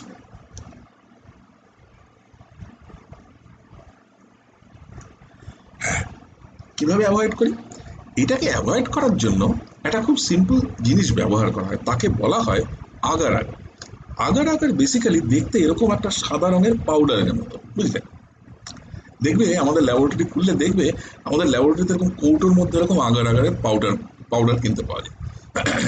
এই পাউডারটাকে যেটা করা হয় সেটা হচ্ছে, তুমি যদি খানিকটা একটা বিকারের মধ্যে একটু গরম জল করো, গরম জল করে এই পাউডারটাকে ওই বিকারের ওই গরম জলের মধ্যে ডিজলভ করে দাও। যেই এই জলটা ঠান্ডা হয়, হ্যাঁ, যেই এই সলিউশনটা মানে এই আগার আগারের এই মিশ্রণটা যেই ঠান্ডা হয়, দেখা যায় ওটা আস্তে আস্তে জমে জেলির মতো হয়ে যায়। আমরা একটা বুদ্ধি বুদ্ধি করি, কি করি জানো?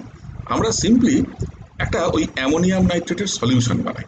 অ্যামোনিয়াম নাইট্রেটের সলিউশনটাকে সামান্য গরম করি, গরম করে তার মধ্যে এই আগার আগার পাউডারটাকে গুলে দিই, গুলে গরম গরম অবস্থায় এই ইউটিউবের মধ্যে সলিউশনটা ভরে দিই, তাহলে ভরাটা সুবিধে।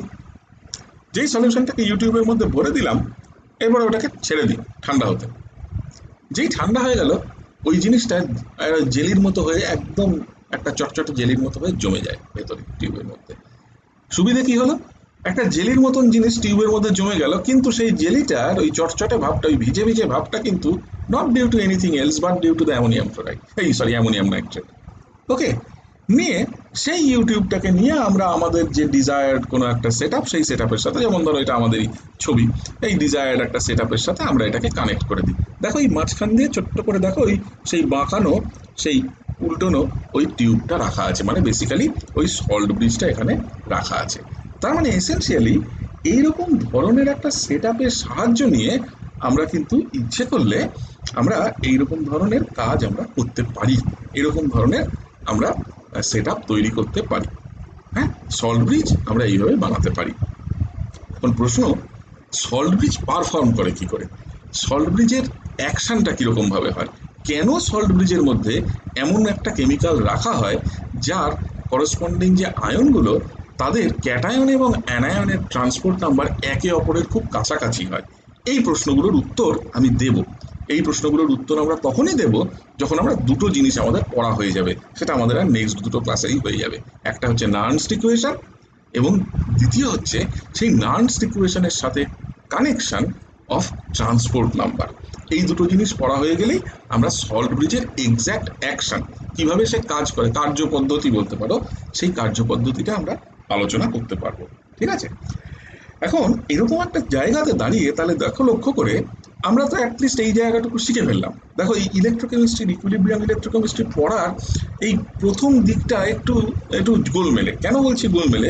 অনেক ছোট ছোট ছোট ছোট জিনিস আছে, যে জিনিসগুলোকে আমাদের আগে একটু দেখে নিতে হয়। দেখে নেওয়ার পরে একটা কংক্রিট পিকচার তৈরি হয়, সেই পিকচারটার উপর ভিত্তি করে কিন্তু আমরা তারপরে খুব তাড়াতাড়ি এগোতে পারি। যতক্ষণ অবধি না আমরা নার্নস্ট ইকুয়েশনে পৌঁছতে পারছি, বুঝলে, যতক্ষণ আমরা নার্নস্ট ইকুয়েশন অবধি যেতে পারছি, ততক্ষণ অবধি কিন্তু আমাদের এই ছোট্ট ছোট্ট ইনগ্রেডিয়েন্টগুলো বলতে পারো, কম্পোনেন্টগুলো আমাদেরকে দেখতে দেখতে দেখতে দেখতে যেতে হবে। হ্যাঁ, তাহলে দেখো আমরা কি অবধি, কোন কোন অবধি শিখলাম? আমরা আমরা একটা সেল তৈরি করতে শিখলাম। সেই সেল তৈরির সাথে ভুল ঠিক কিভাবে লিখবো, কিভাবে লিখবো না, তার কিছু নিয়ম দেখলাম। তার সাথে আমরা ইলেকট্রোড সম্বন্ধে একটা ধারণা হলো, ইলেকট্রোডের সাথে ইলেকট্রোড পোটেনশিয়ালের একটা ধারণা হলো। এখন ব্যাপার হচ্ছে যে ইলেকট্রোড পোটেনশিয়ালের ধারণা যখন হলো, তখন রেফারেন্স ইলেকট্রোডের কথা চলে এলো। রেফারেন্স ইলেকট্রোড আমরা শিখলাম, কত কত রকম ধরনের রেফারেন্স ইলেকট্রোড হয়, তার দুটো এক্সাম্পল আমরা দেখলাম, স্ট্যান্ডার্ড হাইড্রোজেন ইলেকট্রোড এবং ক্যালোমেল ইলেকট্রোডের মাধ্যমে। এখন প্রশ্ন হচ্ছে যে সবই তো হলো, কিন্তু এই যে রেফারেন্স ইলেকট্রোড তৈরি করলাম, এই রেফারেন্স ইলেকট্রোডের আমার ইলেকট্রোড পোটেনশিয়ালও জানা হলো। এবার এই জানার সাহায্য নিয়ে আমি কি করে একটা আননোন ইলেকট্রোডের ইলেকট্রোড পোটেনশিয়ালকে ক্যালকুলেট করব? তার মানে বেসিক্যালি যেটা বুঝতে চাইছি সেটা হচ্ছে এসেনশিয়ালি যে ক্যালকুলেশন, কার ক্যালকুলেশন? সিঙ্গেল ইলেকট্রোড পোটেনশিয়ালের ক্যালকুলেশন। কোথা থেকে? এই যে যে কার্যপদ্ধতি এতক্ষণ ধরে বর্ণনা দিয়ে আসলাম, হ্যাঁ, সেই সেই পুরো জিনিসটার থেকে যে সারমর্ম বেরোবে।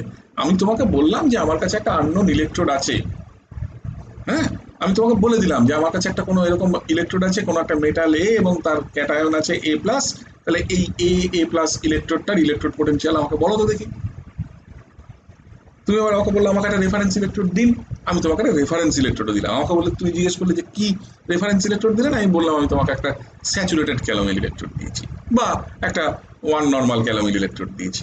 ব্যাস, তুমি এবার স্ট্যান্ডার্ড লিটারেচার ভ্যালু জানো, তুমি এক্সপেরিমেন্টাল টেম্পারেচার দেখলে, দেখে সেল তৈরি করলে, সেল তৈরি করে পোটেনশিওমিটার দিয়ে সেই সেলের ইএমএফ মেপে ফেললে, মেপে ফেলে এইবার তুমি কি করবে, এইবার তোমাকে যে আননোন ইলেকট্রোডটা দেওয়া হয়েছে সেই আননোন ইলেকট্রোডটার সাথে অ্যাসোসিয়েটেড ইলেকট্রোড পোটেনশিয়ালটা মেপে ক্যালকুলেশনটা করবে কি করে। বেশ, তাহলে এটা করার জন্য আমরা কতগুলো এক্সাম্পল ধরে নিই। এই এক্সাম্পলগুলো ধরার কতগুলো সুবিধে আছে। প্রথমত, এরকম ধরনের এক্সাম্পল একটু ধরে নিয়ে কাজটা করলে আমাদের নিউমেরিক্যাল প্রবলেমগুলোতেও পরবর্তীকালে সাহায্য হবে, প্লাস আমরা জিনিসটাও শিখে যাব। ওকে, ভালো কথা। তাহলে আমি একটা সিম্পল প্রথমে একটা সেল কনস্ট্রাক্ট করছি। কিরকম? আমি মাথায় রাখি যে আমি কেন সেলটা আমাকে কনস্ট্রাক্ট করতে হচ্ছে সেই কারণটা প্রথমে মাথায় রাখবো। কারণ এই কারণে আমি সেলটা কনস্ট্রাক্ট করছি বিকজ সেই সেলটার দ্বারা আমি একটা আননোন ইলেকট্রোডের ইলেকট্রোড পোটেনশিয়াল মাপতে চাইছি। তার মানে অবভিয়াসলি সেই সেলের যে আরেকজন, একটা তো আমার সেই আননোন ইলেকট্রোডটা হলো, তাহলে সেলের একটা হাফ পোর্শন তো আমার ওই আননোন ইলেকট্রোড এবং তার করসপন্ডিং ইলেকট্রোলাইট দিয়ে তৈরি। আরেকজনকে, আরেকজন অবভিয়াসলি তাহলে রেফারেন্স ইলেকট্রোড হতে হবে, নাহলে তো আমি আর ইএমএফ মেপে করবো কি? ঠিক আছে, তাহলে মনে করো আমি একটা সেল তৈরি করলাম যে সেলে একটা ক্যাডমিয়াম মেটাল আছে ইলেকট্রোড হিসাবে, এবং একটা ক্যাডমিয়াম 2+ একটা সলিউশন আছে, ধরে নাও ক্যাডমিয়াম ক্লোরাইড আছে। ঠিক আছে, যার কনসেন্ট্রেশন বলো, অ্যাক্টিভিটি বলো, হোয়াট এভার ইউ সে, সেটা আমার জানা মনে করো। ঠিক আছে, দিয়ে আমি এরকম একটা সেল তৈরি করেছি। ঠিক আছে, আচ্ছা, এখন প্রশ্ন আসবে যে কেন আমি খামোখা হঠাৎ ক্যাডমিয়ামটাকে বাম দিকে বসালাম, কেন আমি ক্যালোমেলটাকে আমি ডান দিকে বসালাম। লক্ষ্য করো, ক্যালোমেল যেটা আমি ব্যবহার করছি, আমার পরিষ্কার স্পষ্ট বোঝা যাচ্ছে যেহেতু কেসিএল এর কনসেন্ট্রেশনটা ওয়ান নর্মাল, তার মানে আমি নর্মাল ক্যালোমেল ইলেকট্রোড ব্যবহার করছি। তার মানে আমি যখনই কোনো রকম ক্যালকুলেশন করতে যাব, আমার তখন নর্মাল ক্যালোমেল ইলেকট্রোডের সাথে অ্যাসোসিয়েটেড সমস্ত কোয়ান্টিটিগুলো কাজে লাগবে। ভালো কথা। তাহলে যে ওই প্রশ্নটাই ফিরে যায়। তাহলে প্রশ্ন হচ্ছে যে কেন খামোখা আমি হঠাৎ ক্যাডমিয়াম 2+ এই সিস্টেমটাকে, এই ইলেকট্রোডটাকে লেফট হ্যান্ড সাইডে বসিয়েছি। এই কারণে বসিয়েছি বিকজ আমার সবসময় এটা মাথায় রাখবো যে আমি যখনই কোনো একটা এরকমভাবে সেল তৈরি করছি, আমাকে ইএমএফটাকে পজিটিভ নিয়ে আসতে হবে। কেন ইএমএফটাকে পজিটিভ আনতে হবে? ইএমএফটা পজিটিভ হলে তবেই সেল রিয়াকশনটা স্পন্টেনিয়াস হবে, কারণ ডেল্টা জি হচ্ছে -NF times EMF of the cell. তাহলে যেদিকে গেলে, মানে যেভাবে বসালে একটা পজিটিভ ইএমএফ আমাকে পোটেনশিওমিটারে রিডিং দেবে, আমি সেইভাবে সেলটাকে কনস্ট্রাক্ট করব। আমি পরবর্তীকালে এটাও বলে দেব যে পোটেনশিওমিটার ছাড়া কি করে আমি বুঝবো যে কোন দিকে কোন ইলেকট্রোডকে বসাবো। তাহলে আপাততর জন্য এটা মাথায় রাখি যে আমি সেইভাবে কনস্ট্রাক্ট করব সেলটাকে, মানে আমি সেই ইলেকট্রোডটাকে লেফট হ্যান্ড সাইডে বসাবো এবং আরেকটা ইলেকট্রোডকে রাইট হ্যান্ড সাইডে বসাবো, যেভাবে বসালে নাকি আমি পজিটিভ ভ্যালু অফ ইএমএফ পাই, কারণ আমাকে স্পন্টেনিয়াস রিয়াকশন ঘটাতে হবে। তাহলে দেখা গেল যে এইভাবে বসালে আমি পজিটিভ ভ্যালু অফ ইএমএফ পাই। ঠিক আছে, এবং তার মানে, হ্যাঁ বলো।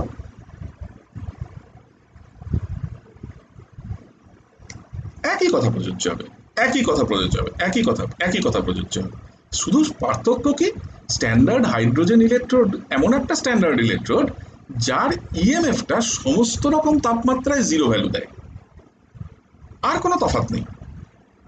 ক্যালোমিন ইলেকট্রোডের ক্ষেত্রে আমার তার ইলেকট্রোড পোটেনশিয়ালটা একটা নন জিরো ভ্যালু, কিন্তু স্ট্যান্ডার্ড হাইড্রোজেন ইলেকট্রোডের সুবিধা হচ্ছে সমস্ত কিছু এক থাকবে, শুধু তার ইলেকট্রোড পোটেনশিয়ালের ভ্যালুটাকে জিরো ধরে নেওয়া হয়। সেই কারণেই হাইড্রোজেন ইলেকট্রোড বলতে গিয়ে এই কথাটা বলেছিলাম যে স্ট্যান্ডার্ড হাইড্রোজেন ইলেকট্রোডের জিরো ভ্যালু অফ ইলেকট্রোড পোটেনশিয়ালটা হচ্ছে স্কেলের জিরোর মতো।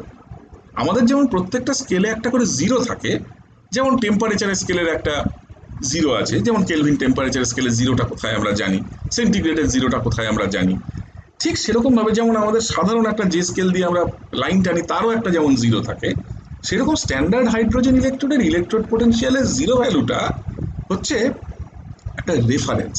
তার রেসপেক্টে আমরা বাকি জিনিসগুলোকে ভাবি, তার রেসপেক্টে আমরা অন্য ভ্যালুগুলোকে অ্যাসাইন করি। তাহলে it is the start of A scale. It is the beginning of A scale. এইটা হচ্ছে ব্যাপার, বাকি সব কিছু এক। তাহলে এখানে ঠিক যে কথাগুলো বলছি স্ট্যান্ডার্ড হাইড্রোজেন ইলেকট্রোডের ক্ষেত্রেও একই কথাই প্রযোজ্য। ঠিক আছে, তাহলে আমি যদি এইভাবে সেলটাকে তৈরি করি, তাহলে এই সেলটাকে তৈরি করলে আমি এবারে ইএমএফটা মাপলাম, এবং ধরা যাক 25 ডিগ্রি সেলসিয়াসেই মাপছি। 25 ডিগ্রি সেলসিয়াসে মাপার সুবিধা হচ্ছে যে আমার ওই টেম্পারেচারের ভেরিয়েশনের ওই টিকুয়েশনগুলো কাজে লাগবে না। যদি লাগেও তাতেও কোনো ক্ষতি নেই, আমার তো ইকুয়েশনটা জানাই আছে, আমরা তো বার করে নিতেই পারবো। হলো, দেখা গেল যে 25 ডিগ্রি সেলসিয়াসে এই সেলটার ইএমএফ দাঁড়িয়েছে হচ্ছে 0.6821 ভোল্ট। তাহলে আমি ই সেল পেয়ে গেলাম। যেই আমি ইএমএফ অফ দ্য সেল পেয়ে গেছি, আমার সেলের কনস্ট্রাকশন করা আছে, তাহলে আমি ইলেকট্রোড রিয়াকশনগুলো লিখতে পারবো। তাহলে একদম ডিফল্ট পরিষ্কার কথা, আমি নিয়ম মেনে করেছি। তাহলে নিয়ম মেনে যদি আমি করি, তার মানে এই সেল এই এই হাফ সেলে বা এই ইলেকট্রোডে অক্সিডেশন হচ্ছে, this is the negative electrode. তার মানে আমার অক্সিডেশন রিয়াকশন হচ্ছে এটা অ্যাট দ্য নেগেটিভ ইলেকট্রোড। তাহলে এখানে যদি অক্সিডেশন হয় তাহলে ক্যালোমেলের দিকে রিডাকশন হচ্ছে, তাহলে this is the corresponding reduction reaction occurring at the calomel electrode. ঠিক আছে, তার মানে কি? তার মানে দাঁড়ালো আমার দুটো হাফ সেল রিয়াকশন লেখা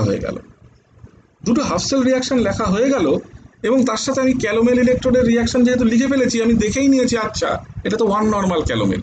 তাহলে ওয়ান নর্মাল ক্যালোমেলের প্রপার্টিগুলো তো আমার জানা, আমি একটু আগেই দেখিয়ে আসলাম। ওয়ান নর্মাল ক্যালোমেলের প্রপার্টি হচ্ছে এই, কি প্রপার্টি না, ওর সেল রিয়াকশন তো যা আছে আছেই, তার করসপন্ডিং ইলেকট্রোড পোটেনশিয়াল 25 ডিগ্রি সেলসিয়াসে কত। ঠিক আছে, ভালো কথা। তাহলে যেই মুহূর্তে আমার এই সমস্ত এগুলো জানা হয়ে গেল, তাহলে আমি এবার রেডি, প্রস্তুত। আমার ই সেল জানা, ক্যালোমেল ইলেকট্রোডের পোটেনশিয়াল জানা, শুধুমাত্র এই ইলেকট্রোডটার সাথে পোটেনশিয়ালটা জানা নেই। আমি এই সিঙ্গেল ইলেকট্রোড পোটেনশিয়ালটাকে নাম দিলাম ই ক্যাডমিয়াম ক্যাডমিয়াম 2+, এইটা আমি বার করতে চাই। তাহলে ই সেলকে আমি লিখে ফেলি। তাহলে ই সেল হবে এই দুটোর যোগফল। এটা গতকালকের ক্লাসেই বলেছিলাম। কেন? যেহেতু overall cell reaction is a সমষ্টি, is a summation of the two half cell reactions, তাহলে obviously the overall EMF of the cell should be an algebraic sum of the two half cell potentials. তাহলে দুটো electrode পোটেনশিয়ালের যোগফল। তাহলে আমি দুটো electrode পোটেনশিয়ালের যোগফল হিসেবে লিখলাম। এটা জানা, এটা জানা 25 ডিগ্রি তাপমাত্রায়, এটা জানা নেই। তাহলে বার করে ফেলো, সিম্পলি আমি বার করে ফেললাম।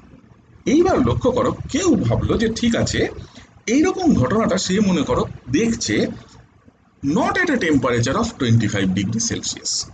25 ডিগ্রি সেলসিয়াস টেম্পারেচারে আমরা কজন কাজ করতে পারবো বলো আমাদের মতন দেশে, আমাদের যেখানে গড় তাপমাত্রা 32-33-এর নিচে থাকেই না।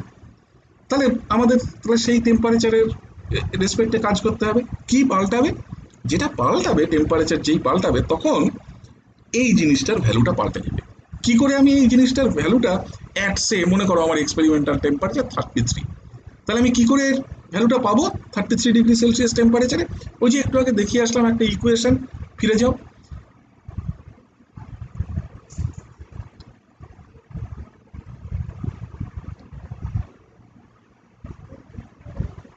এই দেখো, এই যে ইকুয়েশনটা, এই ইকুয়েশনটাতে টি এর জায়গায় 33 বসিয়ে দেবো, ব্যাস। যেই আমি এখানে টি এর জায়গায় 33 বসিয়ে দিলাম, আমার যে ভ্যালুটা আমি ব্যবহার করছিলাম সেই ভ্যালুটা 0.2800, which is at a temperature of 25 degree Celsius, সেটা এখান থেকে পাল্টে যাবে। ওকে, তার মানে তার চাইতে এই ভ্যালুটা কম হবে, কেননা 33, দেখো 33 বসানো মানে কি, তার মানে 33 মাইনাস 25, 8 আসবে, 8টা এর সাথে গুণ হবে, গুণ হয়ে গিয়ে এই সাইনটাতে মাইনাস সাইন আছে, তাহলে এটা বিয়োগ হবে, তাহলে 0.28-এর চাইতে কম হবে আমার 33 ডিগ্রি সেলসিয়াসে এই এক নর্মাল ক্যালোমিল ইলেকট্রোডের স্ট্যান্ডার্ড ইলেকট্রোড পোটেনশিয়ালটা। তার মানে আমি যদি অন্য যে কোনো টেম্পারেচারে, হ্যাঁ, অন্য যে কোনো টেম্পারেচারে এই সেম কাজ করি, তাহলে অন্য যে কোনো টেম্পারেচারে এই সেম কাজ করলে আমার শুধু পাল্টে যাবে কোন জায়গাটা না, ক্যালোমেল ইলেকট্রোডের আমার করসপন্ডিং ইলেকট্রোড পোটেনশিয়ালের জায়গাটা আমাকে পাল্টে নিতে হবে।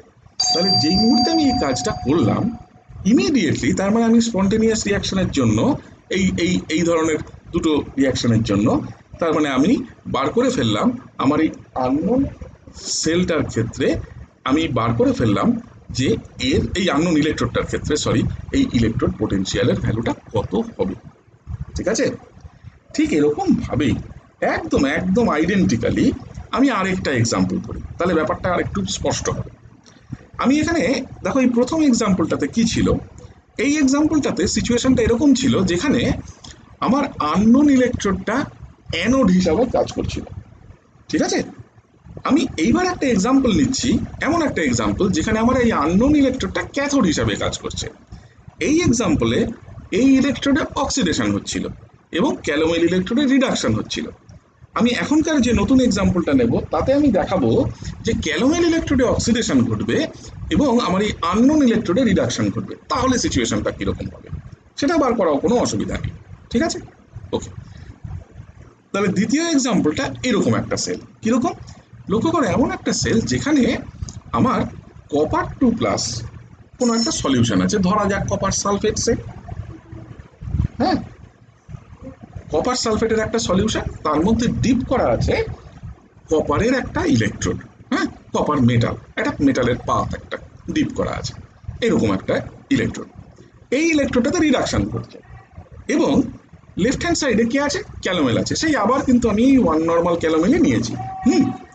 তাহলে এরকম একটা প্রসেসের জন্য প্রথম আমার নোটিস করতে হবে যে দেখো, আমরা ক্যালোমেল ইলেকট্রোডটা যেভাবে স্ট্যান্ডার্ড ইলেকট্রোডের সমস্ত ইকুয়েশন অমুক তমুক দেখে এসেছি, সেখানে কিন্তু আমরা দেখে এসেছি ক্যালোমেল ইলেকট্রোডটাতে রিডাকশন হচ্ছে তার রেসপেক্টে। তার মানে এখন যদি ক্যালোমেল ইলেকট্রোডের ক্ষেত্রে যদি আমি অক্সিডেশন হচ্ছে বলি, তাহলে রিডাকশনের ক্ষেত্রে কি হচ্ছিল, দেখা যাচ্ছিল যদি রিডাকশন হয়, হ্যাঁ, তাহলে আমার করসপন্ডিং এই ওয়ান নর্মাল ক্যালোমেল ইলেকট্রোডের ক্ষেত্রে কি দাঁড়াবে সেইটা আমাকে মাথায় রেখে দেখতে হবে। আমি এই সেলটা তৈরি করলাম, এই সেলের ইএমএফ অফ দ্য সেল মেপে ফেললাম, 25°C, তার ভ্যালু হচ্ছে এত ভোল্ট। ঠিক আছে, আমি এবার ইলেকট্রোড রিয়াকশনগুলিকে আলাদা আলাদা করে লিখি। তাহলে প্রথম লেফট হ্যান্ড সাইডের ইলেকট্রোড রিয়াকশন লিখি, সেটা হচ্ছে অক্সিডেশন। তাহলে ক্যালোমেলের অক্সিডেশন লিখলাম। মাথায় রাখি কি, ক্যালোমেলকে আমরা ওয়ান নর্মাল ক্যালোমেলকে আমরা যেভাবে দেখতে হ্যাবিচুয়েটেড সেটা হচ্ছে উল্টো রিয়াকশনটা, অর্থাৎ রিডাকশন হিসেবে। অর্থাৎ রিডাকশন হিসেবে যদি দেখি তাহলে ওর পোটেনশিয়াল হচ্ছে 0.2800 ভোল্ট, কিন্তু এখানে তো বাবা অক্সিডেশন হচ্ছে, তার মানে এই সাইনটা ঘুরে যাবে, এটা মাইনাস হয়ে যাবে। তার মানে এই অক্সিডেশন প্রসেসের জন্য ই ক্যালোমেলের এই ভ্যালুটা আমাকে ব্যবহার করতে হবে। ঠিক আছে, দ্বিতীয় ইলেকট্রোডে আসো, আননোন ইলেকট্রোড। আননোন ইলেকট্রোডে কি হচ্ছে, অবভিয়াসলি রিডাকশন। তাহলে কপার 2+ রিডিউসড হচ্ছে টু কপার মেটাল হলো। তাহলে আমার এই সিঙ্গেল ইলেকট্রোড পোটেনশিয়ালটাকে মনে করো আমি এই নাম দিলাম। এবার আমার ইএমএফ অফ দ্য সেল মাপা আছে, ক্যালোমেল ইলেকট্রোডে অক্সিডেশন হলে করসপন্ডিং পোটেনশিয়ালের ভ্যালু কত হবে সেটা আমি বার করে নিয়েছি, 25°C টেম্পারেচার। তাহলে আমি এবার সিম্পল ইকুয়েশনে বসাবো, বসিয়ে নিয়ে এইটার ভ্যালুটা জাস্ট এখান থেকে বার করে ফেলবো, দুটো থেকে আমার ভ্যালুটা বেরিয়ে গেল এই। তাহলে লক্ষ্য করো, এরকম যে কোনো একটা এরকম সিস্টেমের ক্ষেত্রে, তাহলে যে কোনো একটা এরকম সিস্টেমের ক্ষেত্রে আমরা কিন্তু তার মানে সঠিকভাবে যদি চয়েস করি ইলেকট্রোডের এবং যদি রেফারেন্স ইলেকট্রোডটাকে আমরা ঠিক রাখি, তাহলে এইরকম একটা সিচুয়েশনে আমরা যে কোনো এরকম ইলেকট্রোডের ক্ষেত্রে তার ইলেকট্রোড পোটেনশিয়াল বার করতে পারবো, প্রোভাইডেড একটা এখানে কন্ডিশন আছে, প্রোভাইডেড কি কন্ডিশন, আমাদের হাতে একটা সঠিক রেফারেন্স ইলেকট্রোড আছে। এবার এই রেফারেন্স ইলেকট্রোডটা কে, আমার মনে করো খুব ভালো ল্যাবরেটরি, আমি ইচ্ছে করলে স্ট্যান্ডার্ড হাইড্রোজেন ইলেকট্রোড ব্যবহার করতে পারি, ভালো ল্যাবরেটরি মানে আমার সমস্ত সেট আপ রেডি। আমার মনে করো খুব খারাপ ল্যাবরেটরি, মানে সেরকম কিছু আমার অত সেট আপ তৈরি করার মতন পরিস্থিতি আমার নাই। সেরকম অবস্থায় আমি কি করব, সেরকম অবস্থায় আমি অবভিয়াসলি তাহলে আমি স্ট্যান্ডার্ড হাইড্রোজেন ইলেকট্রোড ব্যবহার করার পরিস্থিতিতে নাই, তাহলে আমি কি ব্যবহার করব, আমি ক্যালোমেল ইলেকট্রোড যে কোনো একটা ব্যবহার করব। এবার প্রশ্ন আসবে ক্যালোমেল ইলেকট্রোডের মধ্যে কেউ যদি আমাদেরকে প্রশ্ন করে যে দেখো 3 রকম তো ক্যালোমেল ইলেকট্রোড আছে, ডেসি নর্মাল, নর্মাল এবং স্যাচুরেটেড, ব্যবহার করার হিসাবে কোনটা সবচাইতে সোজা, আমি বলবো সবসময় স্যাচুরেটেড ক্যালোমেল ইলেকট্রোড ব্যবহার করা সবচাইতে সোজা। কেন, দেখো কেসিএল এর যে কনসেন্ট্রেশন ব্যবহার করছি সেই কনসেন্ট্রেশন নিয়ে আমার মাথা ব্যথা করতে হবে না। কেন, আমাকে এটা মাথায় রাখতে হবে না যে এক্স্যাক্টলি 0.11 নর্মাল কেসিএল লাগবে কি এক্স্যাক্টলি 1 নর্মাল কেসিএল লাগবে, এগুলো আমার মাথায় রাখতে হবে না। আমি একটা কেসিএল এর স্যাচুরেটেড সলিউশন বানাবো, কোনো একটা নির্দিষ্ট টেম্পারেচারে স্যাচুরেটেড সলিউশন বানানো তো সবচেয়ে সোজা। গাদা গাদা সল্ট দাও, দিয়ে ভালো করে শেক করো, যখন দেখবে আর কোনো এক্সট্রা সল্ট সলিউশনে যাচ্ছে না, সেটাই তোমার স্যাচুরেটেড সলিউশন, মিটে গেল। ওটা নিয়ে কনসেন্ট্রেশন নিয়ে কোনো মাথা ব্যথা আমার করতে হয় না। তাহলে আমাকে যদি কেউ এরকম অপশন দেয় যে তুমি তোমার মতন করে চয়েস করে নাও তুমি কোন ক্যালোমেল ইলেকট্রোড ব্যবহার করতে চাও, আমি সবসময় চয়েস করব স্যাচুরেটেড ক্যালোমেল ইলেকট্রোড। তার কারণ হচ্ছে এটা যে আমার ইলেকট্রোলাইটের কনসেন্ট্রেশন সংক্রান্ত কোনো ঝামেলা, ইলেকট্রোলাইটের কনসেন্ট্রেশন সংক্রান্ত কোনো দ্বিধার জায়গা আমাদের মধ্যে থাকলো না। ঠিক আছে? তাহলে এই যে জিনিসটুকু অবধি বললাম, আমি এই পুরো যতটুকু মানে আজকের ক্লাস অবধি বললাম, এই আজকের ক্লাস অবধি বলা পুরো জিনিসটা খুব ভালোভাবে দেখো আগে। আমি কালকে আবার একটা ক্লাস নেব। হ্যাঁ, এই পুরো জিনিসটা ভালো করে দেখে নেবে আগে, কারণ কালকের ক্লাসে আমি যা যা বলবো সেই সেই জিনিসগুলো কিন্তু এই আজকের ক্লাসে বলা সমস্ত জিনিসের সাথে লিঙ্কড, ডিপেন্ডেন্ট, সোজা কথায়। হুম। এবার এই যে জিনিসগুলো দেখো, যেটা শুরু থেকে বলছি যে ইকুইলিব্রিয়াম ইলেকট্রোকেমিস্ট্রি বলো বা ইলেকট্রোকেমিক্যাল সেল যে নামেই ডাকো না কেন, এই জিনিসটা পড়ার মধ্যে সমস্যার জায়গা এটাই যে অনেক ছোট ছোট জিনিস আছে যেগুলো আমাদেরকে মাথায় রাখতে হয়। এবং এর সাথে আরেকটা জিনিসকে আমাদের আর কয়েকটা দিন পরেই, হ্যাঁ, আর দুটো তিনটে ক্লাস পরেই আমাদেরকে মাথায় রাখার মতন পরিস্থিতি চলে আসবে, যেখানে আমাদের মনে রাখতে হবে যে আমাদের, আমরা আগের সেমিস্টারে যখন ইলেকট্রোলাইটিক কন্ডাক্টেন্স পড়েছিলাম, সেই কন্ডাক্টেন্সের কিছু ইনফরমেশন আমাদের আবার এখানে কাজে লাগবে। তো এই সমস্ত জিনিস মিলে কিন্তু এই গোটা বস্তুটা। হ্যাঁ, এবার দেখো, ইকুইলিব্রিয়াম ইলেকট্রোকেমিস্ট্রির সব থেকে সুবিধের জায়গা হচ্ছে যে ইকুইলিব্রিয়াম ইলেকট্রোকেমিস্ট্রির একটা ডিরেক্ট কানেকশন আছে উইথ থার্মোডাইনামিক্স। এই থার্মোডাইনামিক্সের সাথে কানেকশন থাকাটা আমাদের জন্য খুব গুরুত্বপূর্ণ এবং আমাদের জন্য খুব সুবিধাজনক। কেন গুরুত্বপূর্ণ এবং কেন সুবিধাজনক, এই জিনিসটা আমরা রিয়েলাইজ করব এই পরের দিনকার ক্লাস এবং তারপরের দিনকার ক্লাসে একটু একটু করে ভায়া অ্যান ইকুয়েশন, যে ইকুয়েশনটাকে আমরা বলে থাকি নার্নস্ট ইকুয়েশন। হ্যাঁ, এই নার্নস্ট ইকুয়েশনের থ্রুতে আমরা এই ব্যাপারটাকে রিয়েলাইজ করব। এবং নার্নস্ট ইকুয়েশন না থাকলে এই ইকুইলিব্রিয়াম ইলেকট্রোকেমিস্ট্রির কোনো মানে অর্থ কিচ্ছু নাই। ঠিক আছে? আচ্ছা, অন্য একটা বিষয় নিয়ে একদম আরেকটা জিনিস একটু বলে রাখি। তোমরা ইতিমধ্যে যেটা করো সেটা হচ্ছে যে কোলিগেটিভ প্রপার্টি, যেটা দিয়ে আমি তোমাদেরকে পড়াতে শুরু করেছিলাম এই সেমিস্টারে, কোলিগেটিভ প্রপার্টির নিউমেরিক্যাল প্রবলেমগুলো তোমরা করে ফেলো, করতে শুরু করো। হ্যাঁ, এই নিউমেরিক্যাল প্রবলেমগুলো যখন মোটামুটি, কোন ধরনের নিউমেরিক্যাল প্রবলেম করবে বলে দিচ্ছি, সিম্পল একদম, জাস্ট চারটে বেসিক কোলিগেটিভ প্রপার্টি সংক্রান্ত যে নিউমেরিক্যাল প্রবলেম, তোমাদের এই নিউমেরিক্যাল প্রবলেমগুলো একটুখানি হাত দেওয়ার পরে আমি তোমাদেরকে কোলিগেটিভ প্রপার্টির সাথে অ্যাসোসিয়েটেড এবং নিউমেরিক্যাল প্রবলেম করতে গেলেই কাজে লাগবে এরকম একটা জিনিস সম্বন্ধে একটা ছোট্ট ক্লাস নিয়ে কিছু প্রবলেমও দেখিয়ে দেবো, ব্যাপারটাও প্রথমে বলে নিয়ে সেই সংক্রান্ত কিছু প্রবলেম আমি দেখিয়ে দেবো। সেটা হচ্ছে রিগার্ডিং অ্যাসোসিয়েশন অ্যান্ড ডিসোসিয়েশন এবং ভ্যান টপ ফ্যাক্টর। হ্যাঁ, এবং ওইটা সম্বন্ধে আমি তোমাদেরকে একটুখানি নিউমেরিক্যাল প্রবলেমগুলো হয়ে গেলে, তোমাদের যদি এক সপ্তাহ কি যে যে এরকম সময় লাগে, 3 দিন হোয়াট এভার হয়ে গেলে আমাকে একটু বলো, আমি ওরকম আলাদা করে একটা ক্লাস নিয়ে নেব এই ইলেকট্রোকেমিস্ট্রির ক্লাসের বাইরে। ঠিক আছে? ওরকম একটা ক্লাস নিয়ে ওটা তোমাদেরকে করিয়ে দেবো। আচ্ছা, এবার আজকের ক্লাসটার পরে যে মেটেরিয়ালগুলো আমি তোমাদেরকে পাঠাবো, সেই মেটেরিয়ালগুলো, হ্যাঁ, মেটেরিয়ালগুলো না খুব ভালো করে দেখো কালকের ক্লাসটা করবার আগে। হুম। এখন ঘটনা হচ্ছে যে কালকের ক্লাসটা করবার আগে আমাকে নিজেকে প্রচুর আগেই আমার স্লাইড টাইডগুলো তৈরি করতে হবে। আমি কালকের ক্লাসের টাইমটা একটুখানি এই সমস্তগুলো তৈরি করে নিয়ে তারপর তোমাদেরকে জানাবো। এই মুহূর্তেই আমি না তোমাদেরকে জানাচ্ছি না, আমি কোনোভাবে তোমাদেরকে জানিয়ে দেবো পরে। ঠিক আছে? ওকে, ওকে, ওকে, ওকে। হুম, বলো।